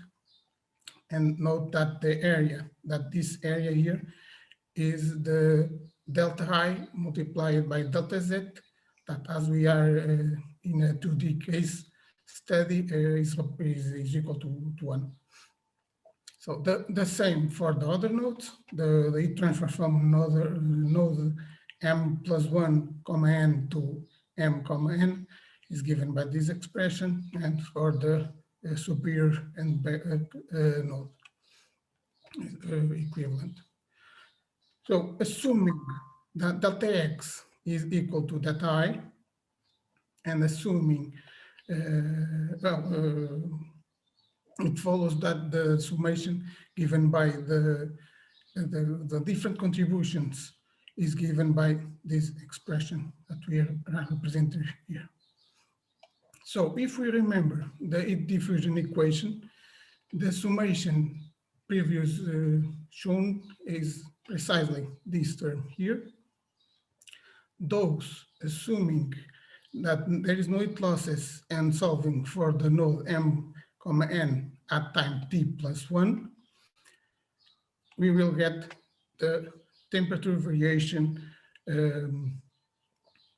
along the filament extrusion.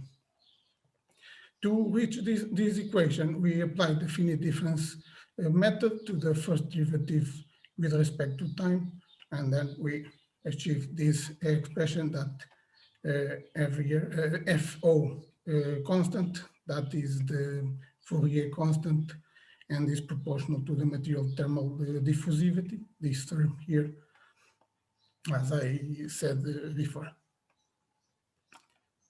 This approach can be easily extended to 1D and 3D dimensional systems, and for 1D, the explicit form of the different equation to the interior mode is reduced to the expression that I am presenting here.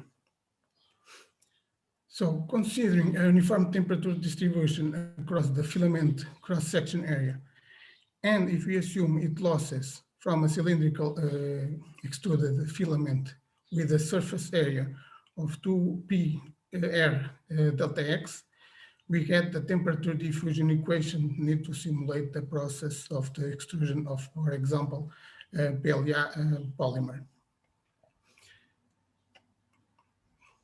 Here we present some results. In particular, the temperature variation along the filament length for 6 different time instants. And I will show you a video with, well, basically representing the simulation of this extrusion process.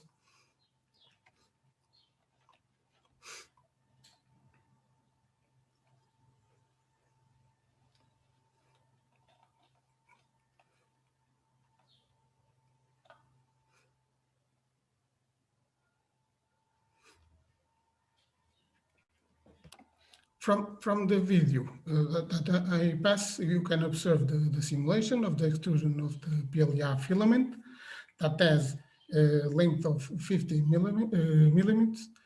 And you can see that it presents a fair fit to the experimental data measured with a FLIR infrared camera that is represented here at red. So, sorry. Here I presented the image that we taken with the infrared camera of the extruded filament. And to summarize, the work developed for the 1D still needs optimization and extrapolation for various cases and materials. The multi-physics simulation covering other mechanisms responsible for the solidification process during additive manufacturing of complex projects are assumed for future progresses. In some points, we pretend to even introduce in our formulation the effect of the crystallization of the polymer that we don't have into account at the moment. In conclusion, using infrared thermal equipments, we can explicitly see the gradient or the critical points in the extruded part. However, only those at the surface can be observed.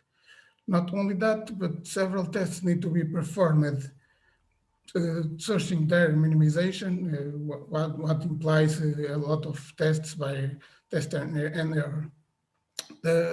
Those numerical tools will give us that and more information and allow its optimization before the creation of the part, that is before going to the lab or to the production line. Well, in resume, the temperature history plays an important role, not only impact for understanding the additive manufacturing process, but it also provides the information for optimization and failure prevention. And that is everything. Thank you for watching and questions. Thank you very much, Tiago. So yes, we have some time for some short questions now. We can also, yes, Jeff.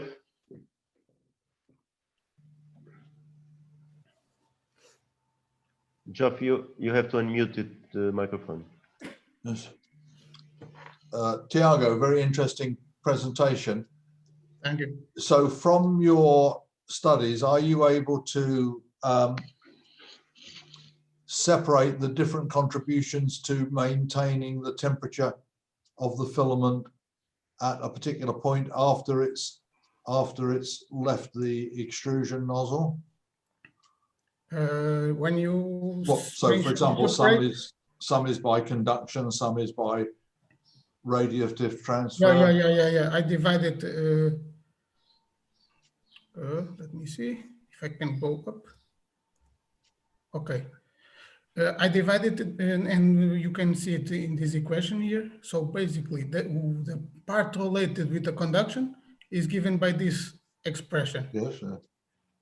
And the part related with the losses to the surrounding environment that are surface impact properties are related by, or given by this term here, and the same for the radiation losses, that is this expression here. What about radiation heating?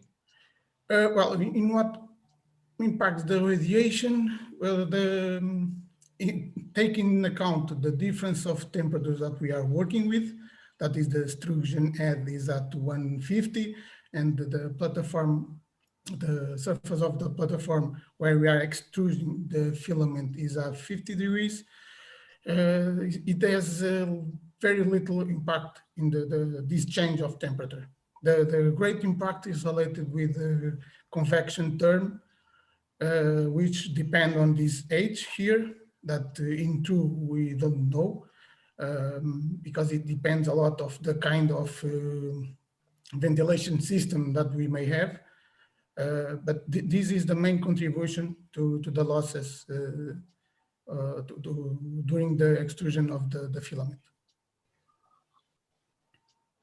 Yes, I asked the question because I was thinking that in a sense the rate in which the filament cools could be used as a process parameter in which to control the performance of the 3D printer, whereas at the moment we control it by a simple platform temperature.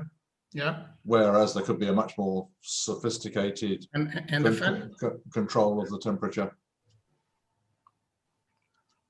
Yeah, the idea of this work is precisely that, because we know that the bonding between the filaments and between layers is induced by the thermal energy of the molten material. So as it solidifies, if it will solidify or if the temperature goes down very fast, it arrives to stress points that will, how to say it, the piece may distort and may have some detached from the filament. So that is precisely the idea of this work, is to simulate the temperature effect. And in this case, we only have the extrusion or the simulation of the extrusion of a linear filament, as you saw. But the idea is to make more complex the code and to simulate real objects and with very complex shapes. And well, as I said, with infrared camera, we can see this if we record what is going on when we are extruding the piece. We can see it, but we only be able to see at the surface of the piece or the part being extruded. So the numerical tools will be a very valuable help to not see those. We can also see what is going on inside. That with the infrared camera is impossible. And with that tool, we may at least minimize those effects and maybe even boost the production, allowing faster production, minimizing those effects. Okay, thank you. All right. So thank you very much, Tiago. Thank you. And we will now move to the next speaker. Is Miguel Belbut. So suppose you can share the presentation, and Miguel, the attention is all yours. Good morning or good afternoon, I don't know. Let me share my presentation, just a moment. Share screen, right? Share screen, where is it? It's here, okay.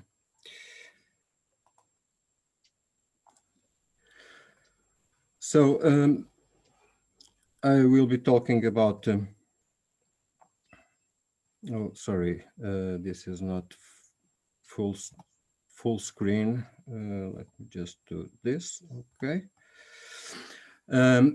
So I will be talking about a bit more about the implementation of the heat flow simulation and the experimental aspects of the characterization and validation of that process.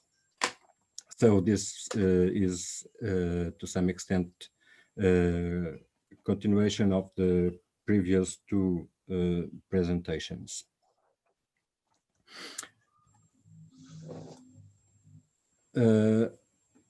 This presentation is divided broadly in two parts. In the first part, I will talk a bit about the concepts and the overall goal of this work, and then I will talk about what we have done so far and what we want to do next. This work has just started. This specific work has just started. So the experimental results are not we don't have many experimental results yet, but I will try to present the idea, what we want to do. So we have been talking about the concept of universal printer in various ways today. I will talk a bit again about the concept of universal printer. The idea, or one of the ideas behind the concept of universal printer, is that we should be able to specify the functional constraints of a part, both the mechanical and geometric constraints.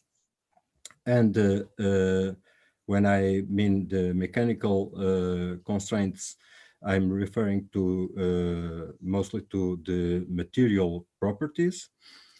And from that specification, we should be able to deduce how to print it. This is similar to what we saw in the first presentation, in the first the presentation by Luo. In that we want to specify an end object and deduce how what parameters and what toolpaths and fabrication parameters we need to use to achieve that. This has several benefits. It will allow us to separate the specification of the part from the concrete code required to print it. In the long term, we need to be able to achieve this. We need to have an extended characterization of different 3D printing technologies in terms of both of the parameter space of each technology. FDM will be different from direct energy deposition or other or stereolithography or other techniques, but it is our goal to somehow characterize all these technologies so that we can better understand what we can print and for specific part, what is the best technology that we can use. And also considering the parameter space for each printing technology, what is the range of material properties that we can achieve? And also, of course, we must also take into account the geometric, specific geometric limitations of each equipment. This is a long-term goal, of course. It is a very, very ambitious goal. In the short term, we will start with FDM or other extrusion-based processes like we saw mentioned before in the presentation by Geoffrey Mitchell, the pellet-based extruder. We will consider the effect of extrusion temperature, environment temperature, extrusion speed, deposition speed, and we will try to characterize the mechanical properties of the parts that we obtain with these different parameters. The temperature is important because, as Professor Geoffrey Mitchell explained, it has a huge impact in the properties of the material. In a medium term, we want to extend this to multi-material fabrication. This is a bit different from what Geoffrey Mitchell was talking about. He was talking about modulating the properties of a single material, whereas another approach is to combine multiple materials. Of course, this will have some difficulties because we are going to have some interface between different materials, but this is also an opportunity to further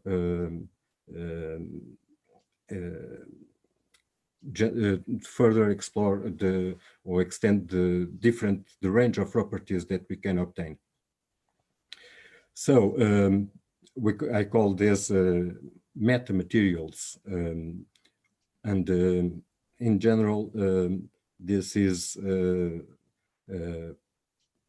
part of the concept of four-dimensional printing, in that we are not only controlling the material in 3 dimensions, the position of material in space, but we are also we also have another dimension, which is the material itself, so that we can have in each point in space we have different properties. This concept can also be viewed as the 4th dimension being time, but that is a different part of the problem. So why this? What exactly motivates this work? The flexibility of 3D printing comes with a price. The traditional mass production process gives plenty of opportunities to test, validate, and correct design before you produce the final part. But 3D printing promises to allow very fast and custom parts.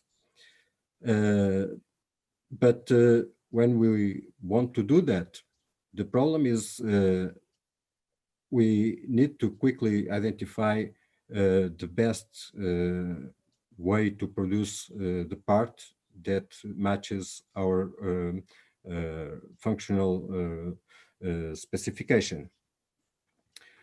And the range of technologies, materials, and fabrication parameters, and so on, is so vast that it's very difficult to select the best way to produce a part,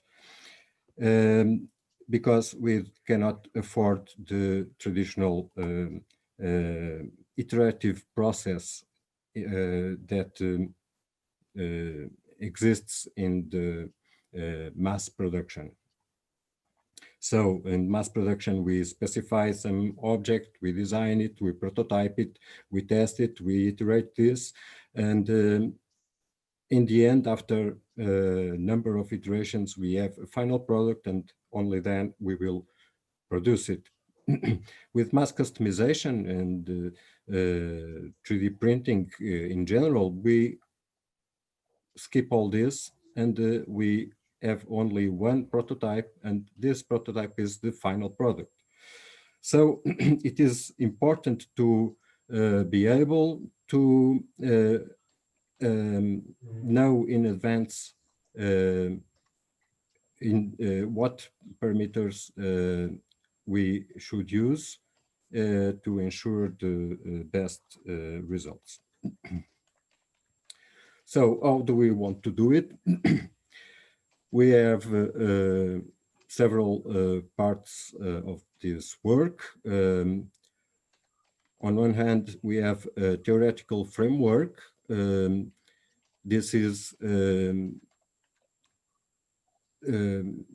development of mathematical structures that support the description of these material properties or metamaterial properties, as well as geometry and geometric constraints in a way that is independent from the specific equipment or technology. This is the mathematical concept of the universal printer, based on the structures of multi-links and other theoretical work. On the other hand, we need simulation tools and models. And well, these two topics should probably be in reverse order, because for the simulation tools and models, we need the experimental work.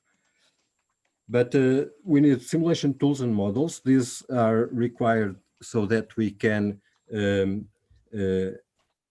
anticipate the properties of what we are going to produce, and also so that we can explore the possibilities that 3D printing offers. So we will start by the heat flow simulation. We want to model the effect of these different parameters, toolpaths, and so on the material properties, and try to infer what will happen with a given set of parameters. The experimental work will be in support of the simulation tools and models for developing this and validating this. We need to characterize the material properties and characterize the equipment. So for the first steps, we will use thermal imaging and mechanical characterization. And as was mentioned by Geoffrey Mitchell, we can also use X-ray scattering or other technologies for this characterization and validation. Some concrete examples. This is may seem a bit off, but this view of trying to separate the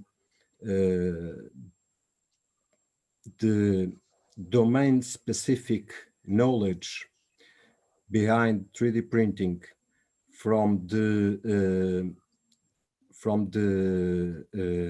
customizability that we want to provide to the end user. This is something that we have explored in several projects, and I just want to mention a few here. One is the BioSitu, the in situ biomes project, which comprises a software called BioSitu. The goal of this project is to produce scaffolds for tissue regeneration and tooling, surgical tooling. Several applications in the medical field. Miguel, two more minutes to conclude. Okay, I will be fast. In this context, we try to separate the recipes for material that are defined by some specialists from the recipes for the geometry that can be specified by different specialists, and also and it provides the user with an abstraction to control only the specific parameters that are relevant. And another project that follows the same concept is Reinvento, which has the goal of generating custom orthoses using 3D scanning and multi-material 3D printing. And the goal here is to make a very simple 3D scanning process and very and also abstract away the geometric and material constraints of the scaffold of the orthosis, so that the user can be can focus only on the relevant parameters that he needs to customize. Other applications of this work could be in the generation of optimized toolpaths for fabrication to minimize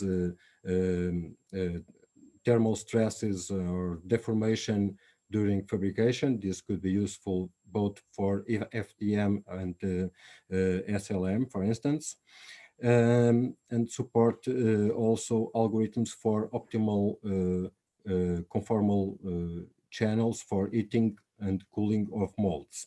This could also benefit from this simulation, thermal simulation. So the progress so far, we have developed some code for the simulation of heat transfer. We are using energy balance approach. I won't go into many details. It follows the work presented in the previous presentation. Currently, we have extended this code to be able to simulate two-dimensional dynamic domains, and to some extent what I call 2.5 dimensions, which includes one uniform layer above and below our domain. It works very well with resolutions up to 255 by 255, and probably can be extended to more than that. And it has the benefit that we can very easily simulate different toolpaths, arbitrary toolpaths for the deposition of material. Currently, we are also trying to implement a full 3D simulation. We also want to implement temperature-dependent material properties, and this is important because, for example, in FDM, the material will, as it cools, its properties will change. We also want to simulate the thermally induced stress and deformation, and organize all this code in a very convenient way, separating the different parts so that it can be a toolbox for simulation of these types of problems. Just a quick view of some of the results. This was an initial simulation for mold cooling. Very briefly, we have a domain with a polymer region, a metal region, and a few cooling channels. Of course, the cooling channels here are just points, and we simulate the cooling of the polymer inside this cavity a long time. So this is one example. Another example, this is more recent, is for FDM process. In this case, with a zigzag toolpath, we are simulating. Note that the table is not does not have the correct parameters for this case. In this case, we are simulating 7 grid units wide filament being deposited along this path. This path can be controlled to be whatever we want. And we are simulating one layer only. This is not exactly what would happen in a real situation, because it lacks the bottom and top interfaces. But it's easy to expand to include that. We can see on the right side the profile, the temporal evolution of temperature for different points in the top graph, and the temporal evolution for the whole filament in the 5 different instants in the bottom plot. So we are able to simulate with many different toolpaths. Here I show a few examples of possible toolpaths that we can use. And I think I will skip this last part. This just shows the characterization of the temperature of a filament being extruded, free flowing vertically. This was the results. As we can see, it fits nice exponential. We have some issues to resolve, mainly regarding the thermal imaging, but we are working on that. And this is the end of my presentation. We will next try to capture time-lapse or video sequence of fabrication of a single layer with a thermal camera. And with this, we will validate and fine-tune the thermal simulation. The convective and radiative terms require some adjustments that we cannot predict directly from the material properties. And we will do this with different materials, extrusion temperatures, etc., in the short term. Thank you. All right, thank you, Miguel. Thank you very much for your presentation. So it's a little bit past the hour, but I still will enlarge it a little bit. So with your all permission, I will shorten our lunch break.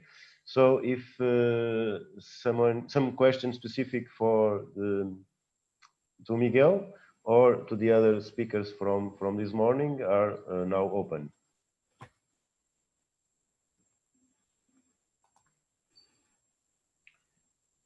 If not, there was some questions from João Pinheiro's talk. Geoff, yes. Yeah, Geoff, you have to unmute the microphone. We are not hearing you. I was shouting. I thought you might hear. I noticed that Miguel had asked João Pinheiro a question via chat, and this is about measuring mechanical properties. And I think this is just an idea at the moment, but perhaps we need to think about what mechanical properties we need, because I think in the mechanical properties that we would naturally think about, we think about taking a piece of material and putting it in Instron, whereas perhaps we're thinking about what the behavior of the object is and the properties that will define the behavior of the object. And it may be that it could be done by, for example, oh, it never works, does it? Sorry, just need to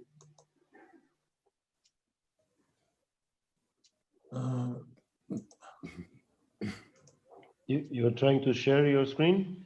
No, I'm trying to switch off the background filter so I can show you something. Yes, it is off. Yep. So you make like a piece of card.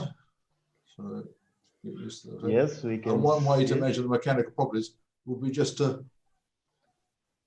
push it to know what its stiffness is, right? As against cutting it and extracting it from the sample. And maybe with an object, there would be a number of, let's say, prodding or pushing experiments to establish how the material behaved as a whole, which could be analyzed in the context of the whole system. A little bit in the first presentation when the strands were made and they were zigzag. Obviously, we could have gone and locally measured the stiffness of the material by just bending it locally rather than taking it out. It's just it's an idea in we may need to what I'm raising is we may need to rethink in the product what are the properties, what do we mean by the properties that we want to that we need to know in order to be able to understand the performance of the project. And it may not be simply knowing the sort of basic mechanical modulus, the mechanical strength, etc. Maybe there's another way of testing it, as would be the advantage of knowing, if you take a complex object, how far you can bend it before it doesn't work anymore. Well, you could probably answer that by understanding the components, but it's probably easier to do the test on the real object.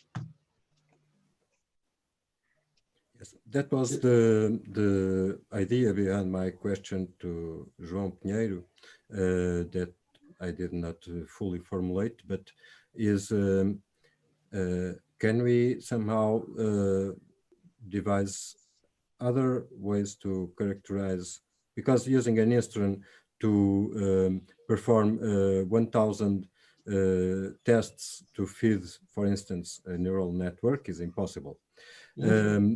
So could we devise different ways to extract some information for the material properties that we can do very easily and repeatably? This is a question for sure. For João and maybe for you also. I think let's take a real object. If we want to test it, we can imagine we have a local probe of the press and we measure the mechanical response of the whole object, because if you're thinking about a neural network, it only needs to feed into the whole system. It doesn't need to be a specification for a particular piece of material. And so this could be done with a robotic arm, with a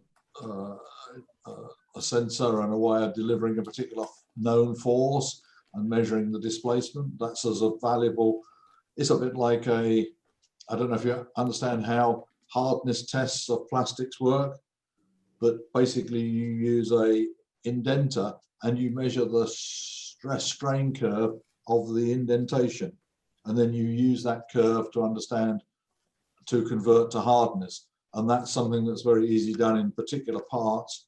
And it simply requires a way of exerting a known force and measuring the force on the push rod. And so I think that would be something that would be easy to put into a robotic system that could move around the object and press it, and then another object is placed on the test platform. And so you could do thousands lots of measurements of the object, but lots of measurements of objects, so that you could build up a very large data set by having many data points from a single object, and then test 1,000 objects if we could make 1,000 objects. Yes, because I think one of the problems, that's why I did not end up talking about that, but that's why I find it important to develop tools for this experimental work, So for instance, for the thermal imaging, I have developed tools to automate all the processing of the thermal images so that we can not be, instead of being limited to doing 5 or 10 different tests and explore a very tiny, small range of parameters, we can fully explore the whole space of parameter space so that we can obtain a real model for what we can what properties we can expect or what temperatures we can expect from some particular parameters. This is not possible with only 4 or 5 data points. We cannot develop a model from that. Mainly if we need to have it working with different equipments, different materials, and so on, we really need to be able to process a very large amount of data. And even if we don't use neural networks, but we need more data and the need to automate. Yes. I was not interpreting the question in that sense, but that also depends what you're talking about on the function of the part that you're expecting to define which mechanical properties you intend to measure. Because if you know specifically what you want to characterize, yes, you can make some system with some motors and some load cells that will repeatedly measure that exact property hundreds and thousands of times, and that can be fed into other types of software. But generically, it's very hard to define like a method without knowing specifically what we're looking at. Yes, the problem is there is not one particular property that I want to characterize. I want to know what is the range where I can move. What is the parameter space that I can explore?